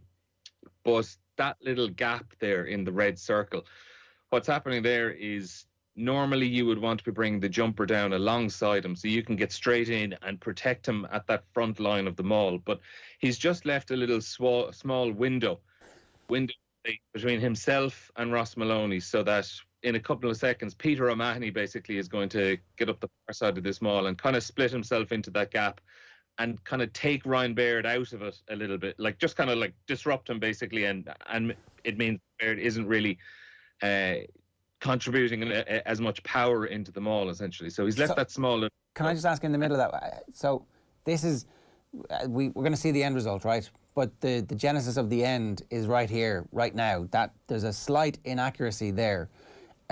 Can you diagnose the cause of the inaccuracy? Is it having to reach for the throw? Is it because the lift just wasn't perfect? Is it as simple as that? Next time they're sitting, it's Tuesday morning. They're sitting, it's Tuesday, and they're like, here, you're lifting in the wrong direction. That's the diagnosis, is it? Yeah, basically he just kind of like a lot of teams, what you're probably trying to do, but as you're lifting, you're lifting them up, but you're also kind of like coming across a little bit, because you want to kind of lift them up and into that space. And so what he's ended up doing is they've probably just kind of pushed Maloney off a little bit too far. So Ryan is below him, so he's lifting from behind, so he's obviously able to stay underneath him. But with Ryan Baird, he's kind of ended up, he's just kind of got out of reach a little bit from him and got away. Gap. A little gap, and that's enough for Peter O'Mahony to get in, and it just means Ryan Baird isn't able to contribute as much power into the maul. And also then at the back, I have those 3 Munster players circled, because you can see they're, you know, they haven't thrown up a jumper. They've just stayed down. They're waiting for this maul, and they're waiting at that side of the maul as well, because they want to start pushing back infield to try get, or back outfield to try send that maul towards the touchline. So if we move on to our next clip again, maul is set up, so we can see the red circle that's at the back of the maul. That is just Leinster hooker Dan Sheahan. Ball is in that position. It's safely at the back. It's all looking fine from their point of view. You can see the yellow circle just above that. That's Peter O'Mahony, who's managed to kind of just wedge himself in there into that front line of the Leinster maul, and he's kind of working away on Ryan Baird, trying to just kind of, all you're kind of doing in that situation is you're wriggling around, looking for body position, trying to just disrupt anything you possibly can.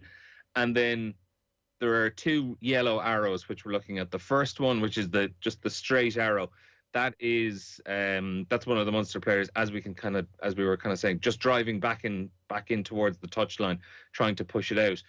But crucially, the crucial man to disrupt all of this is Jean Klein, who has the yellow arrow above his head. Now, what's happened here is he was obviously involved in the early stages of the maul, and he kind of got drifted out of it. So he's come out of the maul and he's trying to put himself back in. Now, what I would do, what a lazy rugby player would do, is you get up and you just, you run in and you just hit the first part of the maul that you can see. Not John Klein, though. He's a smart fella, because what he's doing is he's going to take a big arcing run and come back around to the far side and start driving back in field.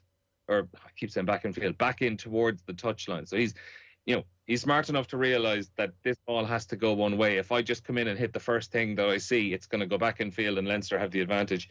If we roll it on again, we can see this is the point that he's hit. So he is that arrow there with the kind of small little bend at the hips and then to the legs. And it's a pity now we can't play the video here, because the video would show just how big of an impact his hit is having on this maul. As soon as he gets himself into it, it's absolutely brilliant work by him. It really, really is. As soon as he hits into that maul, it starts drifting out towards that touchline again and starts going out. You can see then again the yellow arrow. That's Peter O'Mahony. I'm just going to keep highlighting him as we're going on these slides as well, just to show how he's kind of worked himself up and is wriggling himself around there and creating a nuisance in the maul. And then in the red circle again, it's still Dan Sheehan still has the ball at the back at the tail end of the maul as well. So while Munster are disrupting it and getting it back out towards the touchline, Leinster, in fairness, do still have control of the ball, which is ultimately all right. And then we move on to our next little slide. We can see this is it when it's really starting to move. You've got all those 3 Munster players working together, driving parallel to each other, and they're sending it out towards the touchline. Peter O'Mahony, again, he's moved himself up. He just keep pushing along. He's circled. He's drifting up the side. It almost looks like he's kind of offside, but he's actually fine. The referee at this moment is actually telling him to. Do you know the way you'd hear it regularly now these days, where the referee would say, keep your current bind, maintain your bind, don't change your bind. Yeah. So the referee is giving him that instruction at pretty much this exact moment, saying you're all right where you are, but you have to basically stay where you are. And he does do that. He just kind of stays on Ryan Baird. And in the end, momentum just brings the Leinster maul down to the ground, kind of through their own momentum rather than anything Munster do, because at this stage, Munster are actually getting it towards the touchline. It goes to the ground. They are able to recycle the ball because Dan Sheehan has kept it well out and well protected. But within 2-3 phases, Munster win a jackal penalty and are able to clear the line. So it's just a really, really important piece of maul defence there at a time when Leinster, a try for them at that stage, and it was a very, very different game. Well, a try for them, and all of the nightmares of the previous 6 wins for Leinster, suddenly the ghosts of those are made real again. Number 2 on Try 5 this week is Munster's clever line-out move to set up a maul. Yeah, and it actually sets up their 3rd try, the penalty try in the last 10 minutes of the game here. Nothing revolutionary, but just a well-executed example of a good old classic of the genre. So they kick a corner to the penalty, and if we put up our first slide here, what they actually do is call a 9-man maul, or 9-man lineout, 9 players in the lineout. So what we're going to look at specifically is, as we can see, we've numbered them all. If you look at the gap between numbers 4 and 6, so that's between Kenyon Knox and Gavin Coombs. And then if we look at number 5, well, that is Tyg Byrne, he's actually making his way up to the line slower than everyone else. He's walking very slowly, very deliberately, because what he wants to do is, well, what a lot of teams will do is they want to literally be going up into the air as they step into the lineout. So you're walking up to the lineout, and as soon as you get there, you're jumping up and you're setting it up, because you don't want the opposition to be there looking at you and marking yourself out. Now, he's making himself a very, very obvious candidate to be going up into the air by the way he's walking up to the lineout, but he doesn't actually do it. So 4 or 5 people with the important jobs in the next couple of slides. So we go to our second one. Now, before we actually look at any markings here, I want the two of you to look at this. Tell me, what's strange about what you see here? The first yellow circle is facing the wrong way. No, forget about the circles I've drawn even. I haven't even circled this one. What's strange is that is that number 15? It is. That is Mike Haley. Wow. Being lifted up by Damien de Allende as well. Damien de Allende lifting at the front, lifting his full back. Haley. How do those conversations go in training? Here, listen, little man. We're going to be throwing you up in the air like a rag doll. He's like, yeah, okay, that's fine. I'm brave. So yeah, that's the first part of it. Just a good bit of fun, you know. You got Mike Haley and Damien de Allende up the front of the lineout, but the arrow importantly then is on Tyg Byrne, because what he's done is he's just held himself. You can kind of see he's held himself back from the rest of the straight line ever so slightly. He's probably about half a yard behind everyone else, and also then circled. I have Gavin Coombs and I have Kenyon Knox, who are going to be very, very important in the next phase of play. So they are just kind of bracing themselves. They're going to be ready to commit. Yeah, the arrow is on Byrne. He's holding back. And we're going to look at Gavin Coombs and Kenyon Knox. They're braced for impact. So if we run on to our next clip, so we can see what has happened here is, what Haley is doing is Haley comes up at the front of the lineout. They're just throwing up, they're throwing him up. What he's doing is he's popping the ball back down to Tyg Byrne, who has deliberately stepped back half a yard to make sure that when that ball is popped down, it's popped backwards rather than forwards. And then also the two guys we mentioned, Kenyon Knox and Gavin Coombs, you can see the way that they've moved their body positions, that they're getting tighter in towards Tyg Byrne. They're moving in and, they're maintaining their position to be facing towards the goal, because what they're doing here is they're basically going to set up a maul separate to where they would have won the lineout. So he's popping it down to Tyg Byrne, and that's the point that they're going to set the maul up in. And if we roll on to our next clip, we can see the way they've set it up. That's the yellow circle is the moment the ball hits Tyg Byrne's hands. Gavin Coombs and Kenyon Knox have latched on really well and really tight to him. They've got a really, really good tight bind, and they're setting up this maul. And if we go on to our next slide, we can see there, that's how it's all set up. It's all safe and well. Yellow circle is the back of the maul where Niall Scannell has the ball safely. And then if we look at the 3 red arrows, this is Leinster pretty much trying to do exactly what we would have seen Munster doing in the last clip, where they're trying to send that maul to go back out towards the touchline and, close off the space for them. So they're kind of pushing their bodies. They're putting the bodies, I should say, out onto the far side of this maul, because they want to put all the weight on that side to push it back in. So we can roll it on again, but we can see that the base that Munster had actually setting up was obviously too strong. A better balance than Leinster. If we remember how Ryan Baird got split, for example, these 2 Munster players were tight in on Tyg Byrne to set up that maul. So it means the weight is evenly distributed, the balance is evenly distributed, and it means that as well as Leinster were attempting to kind of send that maul out towards the touchline, they weren't able to do it. And what ended up happening is 4 of these Leinster players, they just slid out, like one player slips and they all kind of end up following. It's like a domino effect, but 4 Leinster players end up sliding off the side of that maul. And as you can see, they're numbered 1, 2, 3, 4. Like, that is immediately 4 defending players from a maul out of the equation. And from there, they're pretty much goosed, because Munster have, we're talking 7 on about 3 players when it comes to a rolling maul. If we go on to our next slide, what ends up happening then, that's the red circle. That's Cormac Foley, who, the poor lad, he was only on the pitch 5 minutes for his Leinster debut, and he has to do it. He has to take one for the team and just bring that thing down and take his chances. He ends up getting caught, but he didn't really have much choice. It was a penalty try. He ended up getting a yellow card, and as you can see, it's 71.5 minutes late. That's the end of his debut for the poor fella. That's harsh. That is harsh. But look, you live and learn, and hopefully they're not killing him too much in the session this morning. You know, to take one for the team. Yeah. Duty calls, you just had to do it. That's fair enough. Speaking of which, Stuart Lancaster is actually going to join us live for Thursday morning's OTB AM, and we can put some of this stuff to him as well. Number 3 is confusion around the captain's challenge. Yeah, so basically, this is Munster in the final few minutes of the game. They're attempting to challenge a collapsed maul late in the game, but they weren't allowed to. So it's the communication of the message that's confusing, and it's probably showed up as an area of concern. So some of the language around the trial, basically, for this captain's challenge is what it seems like it's just very much open for interpretation, and it's all a bit of a mess as far as I'm concerned. So if we look at our first clip, I'm just going to show you the incident very, very quickly. It doesn't actually matter what happens, because it's more so down to what the referee calls and the communication of it that we're kind of concerned about. But I just want to show you what happened just for reference sake. So Munster moving along with a maul. Scott Fardy is circled. He's been told he's okay there. Don't change your bind, though. Maintain your bind.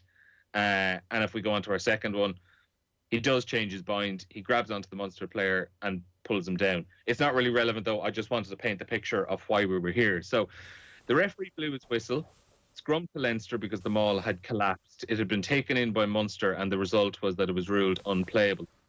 Out. Munster thought that they had a case to challenge for a penalty, so Peter O'Mahony asked to challenge it. We'll wait a couple of minutes before we go to our next slide, so I just want to explain. So it's in the final 5 minutes of this game. You can challenge anything except, broadly speaking, if the game is restarted, if the referee hasn't made a decision. So what I mean by that is if a ball is kicked out of play, you can't come to the referee and ask him to look for hands in the last ruck, for example. Or if you're talking about a set piece, such as a scrum or a line-out, where there are so many different interpretations that different people could make on, different binds and things like that. So the referee and Peter O'Mahony, this is their exchange. The referee says to him, you can't challenge a non-decision. You can only challenge a whistled decision. O'Mahony says, but it's the last 5 minutes.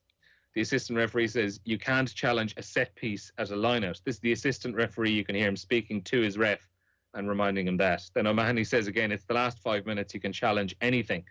The referee says you can't challenge a non-decision. And that's the referee cutting them off. But you can interpret what they said in several ways. So if we look at our next little clip, this is a screen grab of the full detailed version of what you can and can't do with the captain's challenge. Which was sent out by the Pro 14. What can be challenged is foul play in red. It says law 9-1 to 9-6 and 10-11 to 10-23.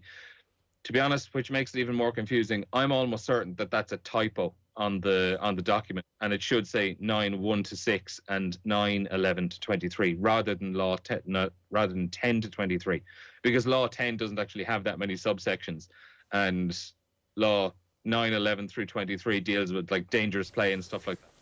Exactly what they should be. You have missed your calling. You have absolutely. That's the type of analysis that everybody comes here for the type 5. This law doesn't exist.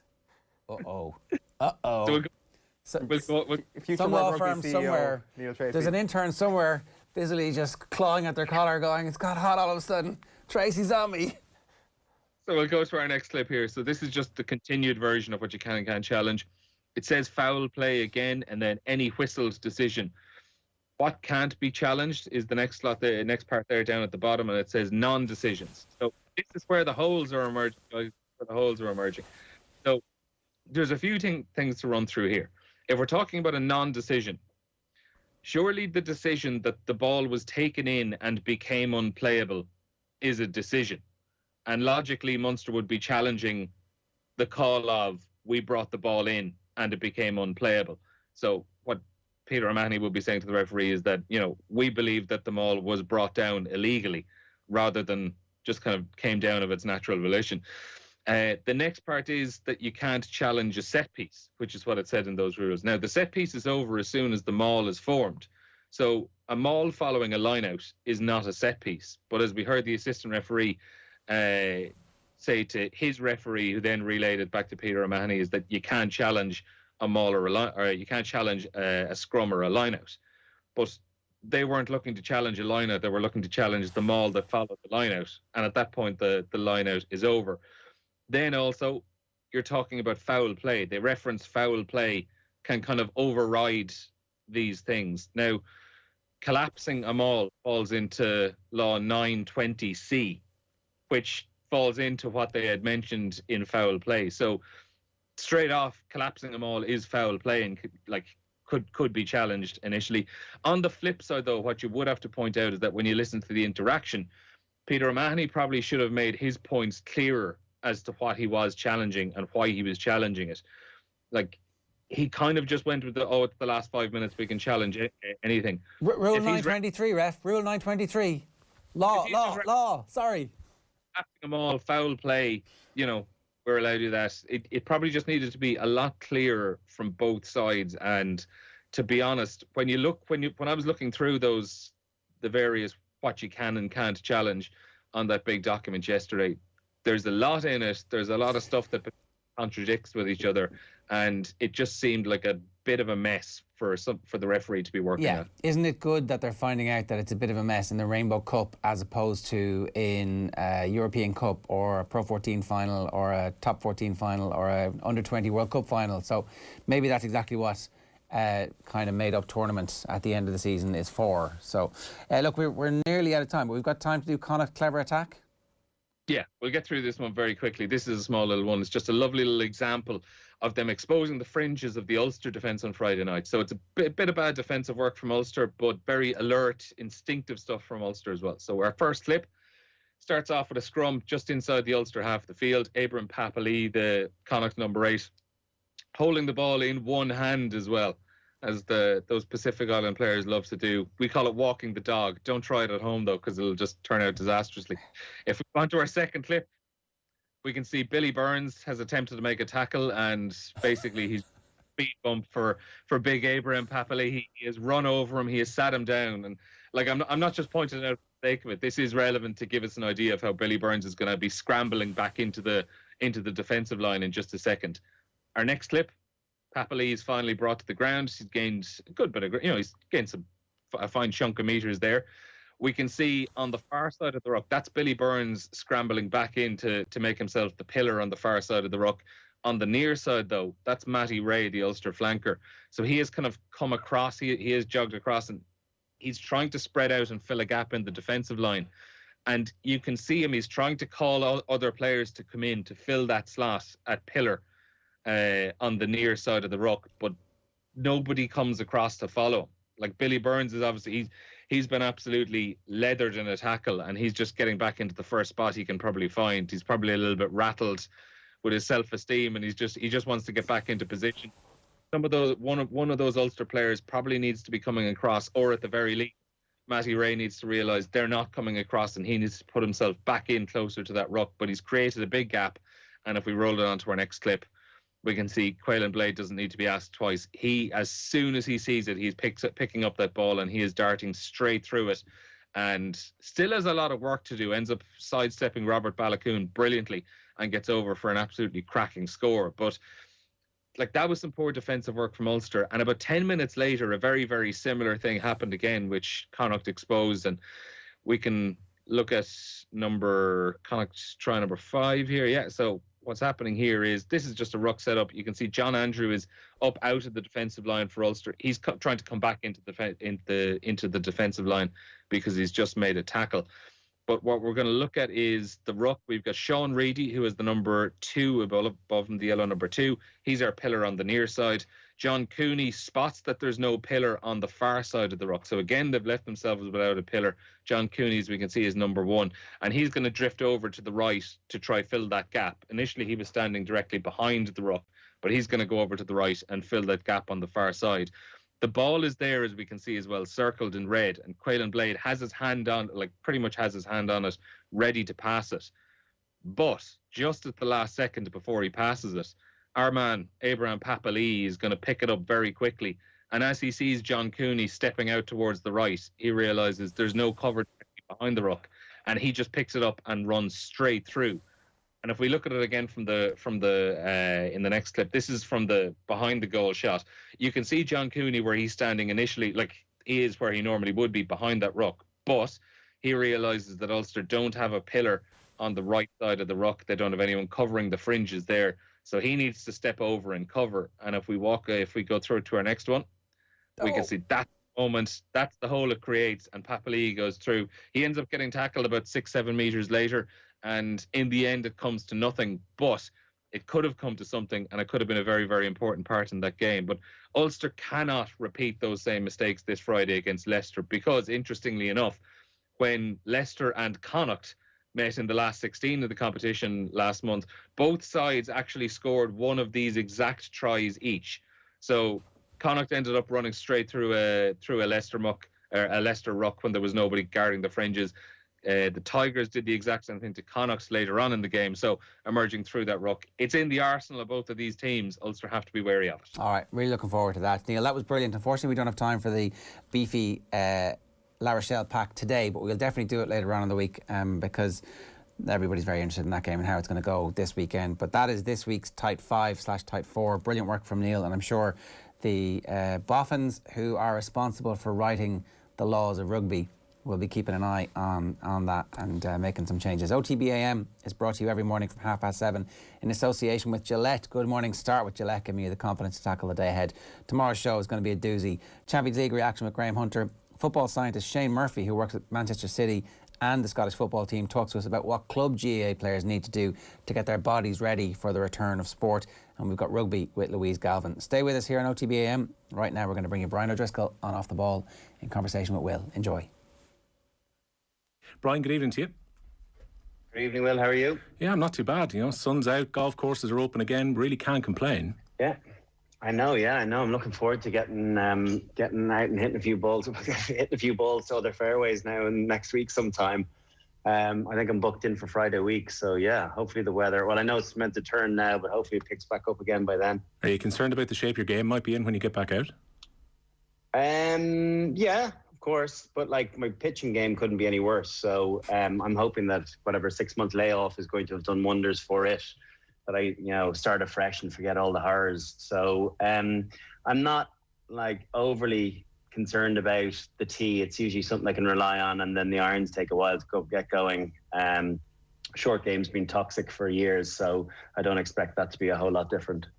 Well, look, things are a bit different for Munster in terms of taking on Leinster. The last 10 games haven't been too kind for them in terms of the meetings, but particularly, that was the 7th game they've played against each other since last August. They've become really familiar opponents now, not too long after the Pro 14 final, which Leinster had won at the RDS2. And Peter O'Mahony was saying after the game, like, forget about shadow sides, forget about how important or unimportant the fixture was.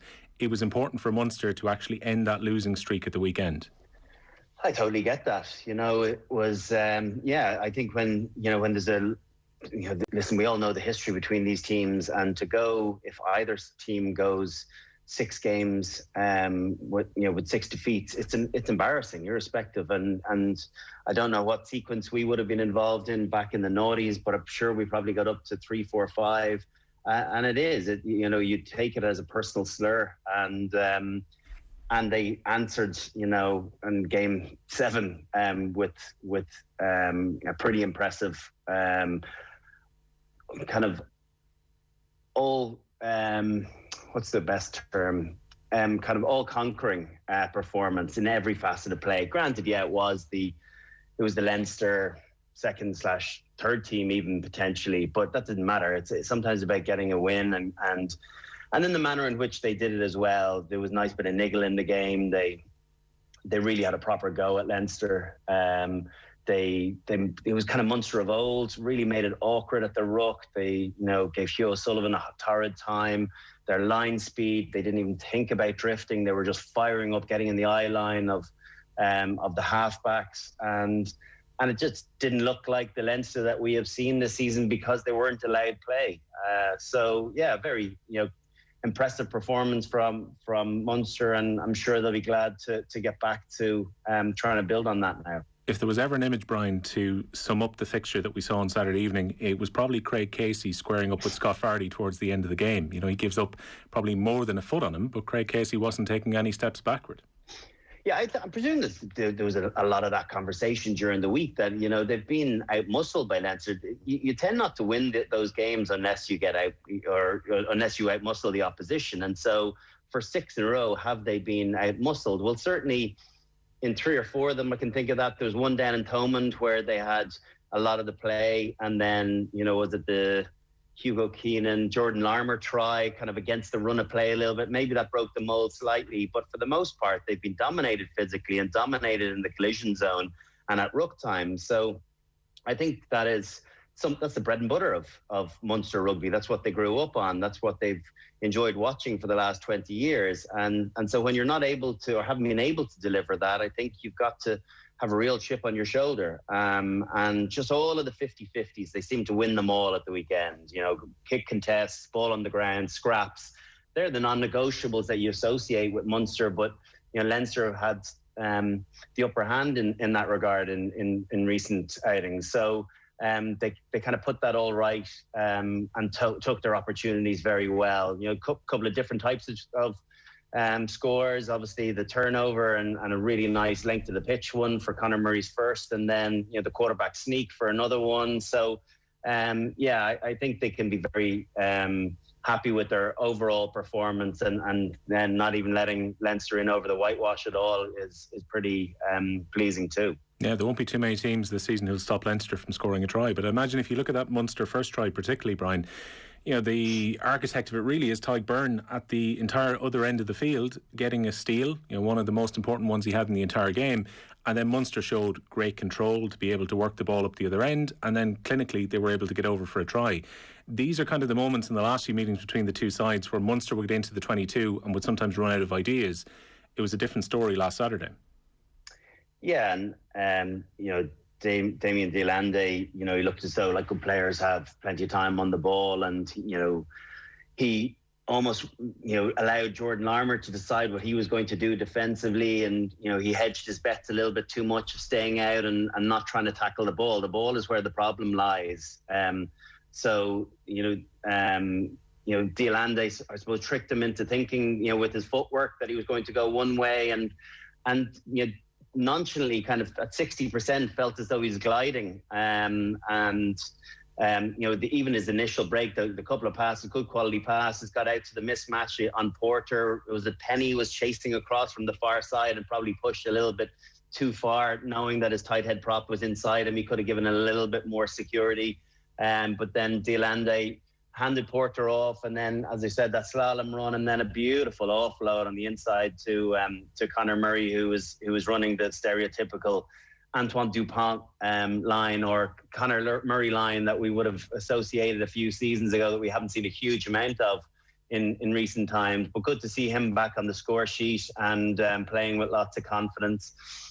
And then the second one, just the bludgeon. You know, it's something that maybe Leinster have really mastered in the last few years of, you know, once they get into the opposition's red zone, get close to the opposition try line, they tend not to come away very often without scores. And Munster managed to do that really well. It's about accuracy at ruck time there. And we talk about the ball carrier, that 60% man, which is a Joe Schmidt-ism, where he fights on the ground and gives that good target. But that's where you're sometimes at your most vulnerable, where the opposition are desperate to get the ball back because they're defending, you know, like their lives are dependent on it. And so the accuracy was excellent, but it was all to do with the ball carrying collision winning that gave that platform for Murray to get in. So two very different scrum half tries, but clever in both regards. From Leinster's perspective, Brian, I guess there was two important things: getting game time for some players who maybe weren't playing a huge amount, and they're coming up to nearly 60 players they've used now for this season, but also bringing some players back who they're trying to get sharp now for the run-in for the rest of the season.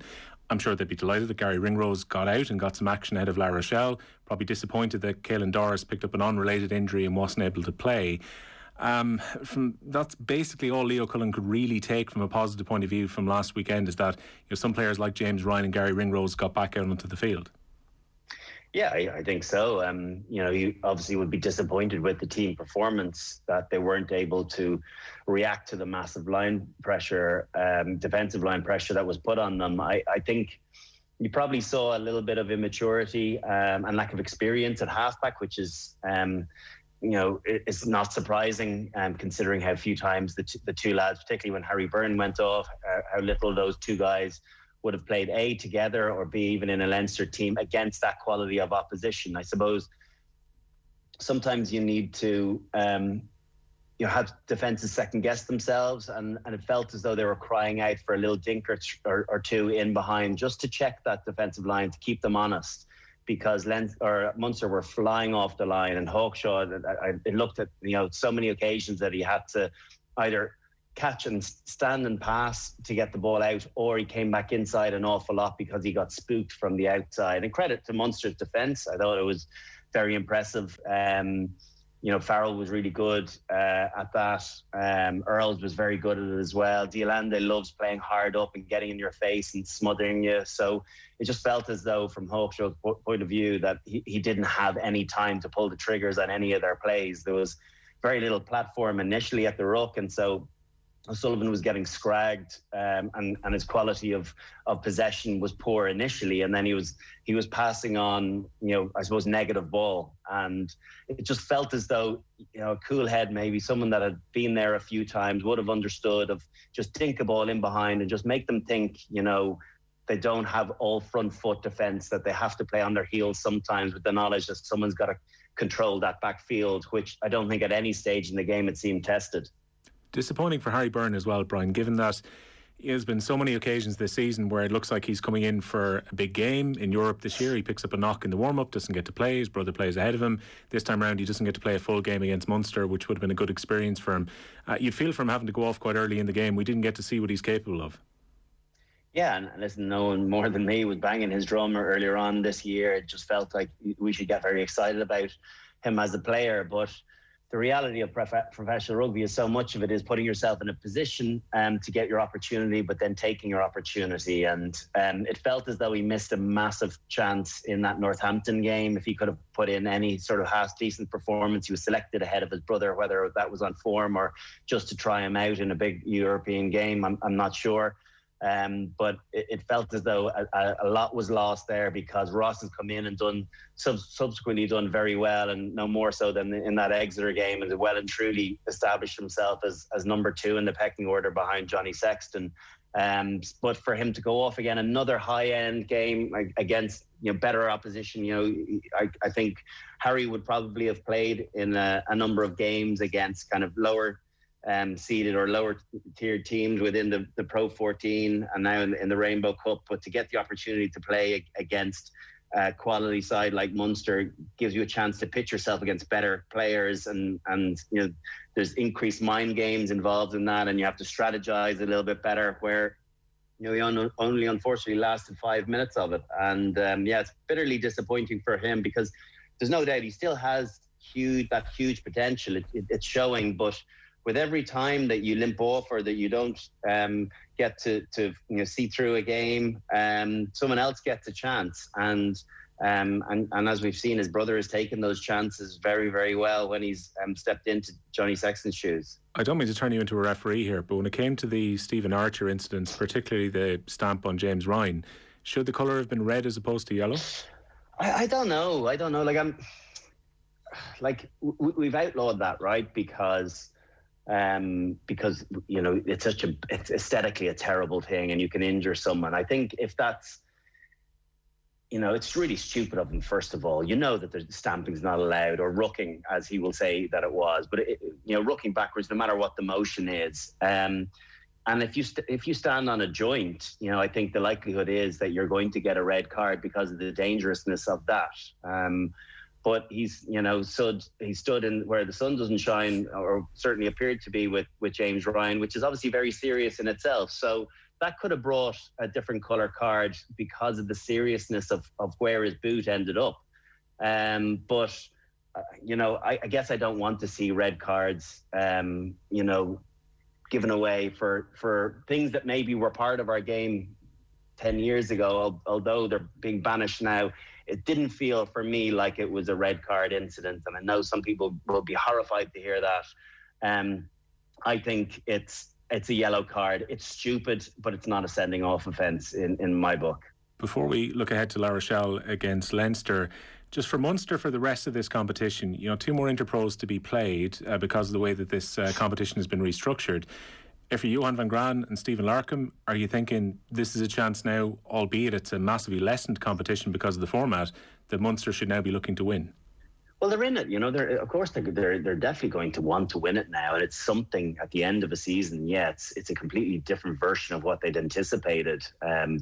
It's very samey, to be honest with you, and it'll feel like it's kind of Pro 14 Part 2, where similar opposition, and but yes, they've gotten a big scalp early on, one that they struggled with, and so.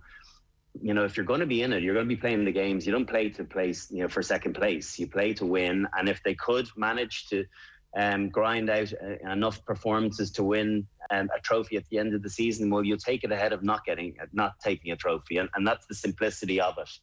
There's not a huge amount at stake. The reality of it is, and it's very hard to get excited about this Rainbow Cup. But nonetheless, if you put yourself in a position with decent performances, it gives you, that confidence going into pre-season next year that you are building, that you're getting better. Conversely, if they had a poor performance at the weekend, lost again and lost momentum, it's harder to kick back to where you want to be come pre-season. And it does feel as though, with that performance, with RG Snyman coming back, with the other South African second row, whose name escapes me, coming in, it does feel as though they are putting together a team capable of getting to semi-finals and finals. I just don't know if they've quite got the secret sauce yet. They also need Joey Carberry to be firing on all cylinders again next season, which understandably he's not there yet, far from it. So it feels as though he's kind of 3 or 4 months away from getting back to top form with full match fitness. So there's lots of different factors coming to play here. But if they're in it, they will 100% feel as though it's a positive stepping stone towards achieving something next year if they manage to win the Rainbow Cup. Well, our rugby coverage here on Off the Ball is with thanks to Vodafone, team of us, everyone in. Looking ahead to Europe this weekend, and in terms of the Heineken Champions Cup, you've got La Rochelle against Leinster. We had Ronan O'Gara on OTB AM last Friday. He was saying his family are happy in France. He feels very much at one with the owners in terms of what La Rochelle want to achieve, so he was more than happy to put pen to paper on that new 3-year deal. With John O'Gibbs making his way to Clermont-Auvergne, Ronan O'Gara is going to have an increased brief. Is he going to increase his skill set now, given that he's not just going to be looking after training on the pitch, Brian, but also he's going to have a much bigger role in terms of behind the scenes at La Rochelle from next summer as well? Well, yeah, it certainly appears like it, when you go into a different role and there's more asked of you, obviously you either take on more hours, which I'm sure I know he's giving everything he has from that regard, or you delegate some of the responsibility out to others and you bring in, good quality coaches that you feel are able to implement your message as well. So it's a tricky one. I think as well, so much has been said of Ronan O'Gara, and he's clearly developed as a brilliant coach and a real thinker, and he gives phenomenal sound bites, after games and in his punditry, and it's so interesting listening to him. I think we have to pay a little bit of respect to John O'Gibbs as well, as the coach that he was, the success that he had at Leinster too, and how Claremont are mad keen to have him back. The quality of rugby that Claremont were playing when John O'Gibbs was there first time was pretty phenomenal at times, and obviously he has a real grow for the club, and maybe I don't know. Does he feel as though he wasn't getting the credit that he deserved in La Rochelle? I don't know what his thinking behind going is, but it felt as though, I'm sure there was a lot of quality thoughts from both John O'Gibbs and Ronan O'Gara. And now Rog is going to have to go and develop, his own head coach or his own coaching ticket, whether he keeps on those that are still involved or brings in new people, will be really interesting to see. But I do feel as though it's been very much from an Irish perspective, Ronan O'Gara's La Rochelle, when John O'Gibbs is still in as director of rugby role, and must have had a huge say. And indeed, the combination with Rog has obviously produced this quality display that we've seen from La Rochelle over the course of the season. The other thing we're probably guilty of here is to say, surely Ronan O'Gara is going to end up back at an Irish province or taking an Irish gig at some point. Like, look, Ronan O'Gara has had no problem clocking up the air miles and going to New Zealand and having a couple of spells at different clubs now in France. I don't think Ronan O'Gara is necessarily in any rush, Brian, to come back and work in Ireland again. Have you ever been in Ile de Ré? Well, it's very nice. I've only ever been there once, and you've got the Atlantic coast. I saw images of the last year's Tour de France, which went right by Ronan O'Gara's house. Not a bad place to be. Yeah, listen, I know there's no place like home, and Roger at some point will end up, be it in Cork or in Limerick. But do you know what? It's all right when the families, he's got 5 kids and a wife that are well settled there. They, obviously are fluent French speakers. I'm sure, probably think of themselves nearly more as French than they do English, English speaking. So I do feel as though that I can understand why he's gone and signed on for another 3 years. He's got the backing of, the board in La Rochelle or the owner, he's playing. His team are playing a great brand. He's got some really clever players in key positions. It's a great part of France. Like, what's not to like about all those things? The Munster job will be there for him. Rog isn't going anywhere. He's continuing to build his coaching acumen, and if he manages to win this weekend, or he manages to win a European Cup or a bouquet in the next few years, his stock will continue to rise, and it'll be inevitable that Munster eventually will come looking for him. And when that time arises, I'm sure he won't be able to turn it down. But for now, with Eoin van Graan in situ in Munster and Rog very happy in La Rochelle, again, I said it before, be careful how quickly you get to the top, to the job that you want to get to, because there's a finite period of staying there too. Well, La Rochelle are in a wonderful position currently. They're 5 points back in the top 14 race, but they do have a game in hand because they didn't have a game last weekend. They're coming into this game as well, Brian, on the back of what I thought was a really impressive performance at Kingsholm against Gloucester a couple of Fridays ago too. They'll be really fancying their chances this Sunday. They will, and you have to remember, they are at home. That's a big thing. Rog said when asked about it, he said, the big thing is getting pulled out, 1 or 3, and Lawrence Delalio managed to do that. Home advantage is a huge thing. It's obviously way more beneficial when you've got your own crowd there and your own supporters, but the familiarity of all the things leading up to playing at home versus being away does sway performance on your side, and that's the reality of it. It's human instinct that we prefer playing in places we're familiar with. So on the basis of that, it's going to be a very, very difficult game for both teams, because of the quality of opposition that La Rochelle have in Leinster, but the fact that La Rochelle is one of the more difficult places now to go and play in France, an impressive home record to boast of. It's going to be really, really difficult. So, and the quality that they're playing and the variety and diversity to their game as well, where it's mauling but also great counter-attack, guys with lots of experience in 8, 9, 10, and Doolan at 15, Will Skelton bashing people up front. There's so many really great components to this La Rochelle team, that Leinster will definitely have to churn out one of their better performances of the season to get the better of them. So I think it's probably just on the basis of experience at this level of competition. I think it's just Leinster favourites, but I don't think there's a huge amount in it. Well, given the way Leinster played against Exeter, that performance at Sandy Park is right up there with the best Leinster performances, even going back to the teams that you were involved with, Brian. Incredible control against the team who had just won the European Cup and the English Premiership the year before. Leinster went to Sandy Park, they lost their captain during the game. didn't seem to affect them, and they put in an incredibly professional performance. I do think if Leinster play similarly to how they played in Sandy Park, they will win the game. Such was the impressiveness of that 65 minutes. Obviously, they conceded, even 70 minutes, they conceded 2 scores within 8 or 9 minutes. But the manner in which there was no panic, they turned it around, they lost their 10, and Ross Byrne came in, and the way he pulled the strings. But just the leadership littered throughout the team.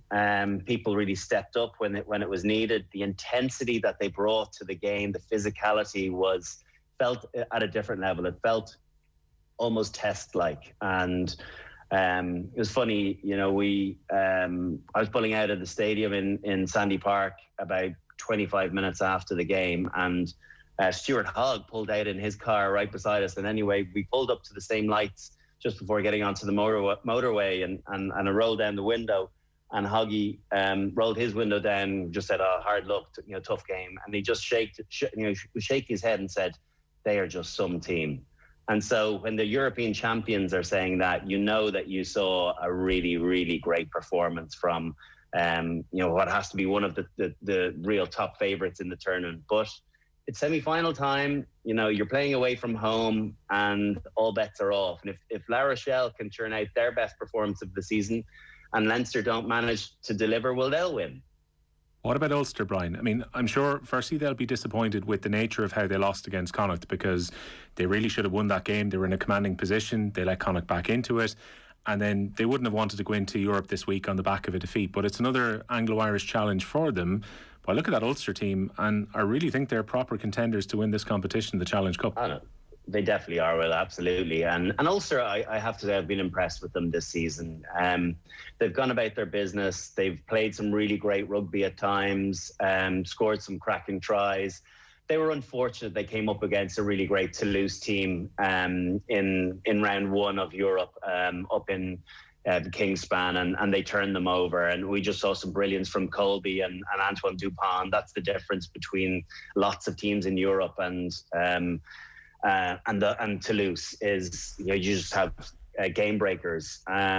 So I have to say I've liked watching Ulster. I think they're going in the right direction, and they're improving kind of month by month. I also like some of their young guys coming through. I think this guy Moore in the centre is a nice player. The combination of Hume and Moore, Stuart Moore looks really good. He looks as though he's a nice passing game. He's abrasive. He can carry advantage line. He's in for the fight. I think they look as though some of their academies starting to come through look as though they can really fill the jersey. So I think it'll be another close one in it's in Welford Road, isn't it? It is, yeah. It's Friday night. So I think it'll be a close one. Again, I think Leicester have a bit more of their bite back in them, albeit they lost at the weekend in a close one. I do feel as though that Ulster have nothing to worry about. Even with a slightly resurgent Leicester, I do feel as though that Ulster have the firepower to go over there and turn them over. So I fancy them to go and do that. OTB AM. With Gillette, put your best face forward with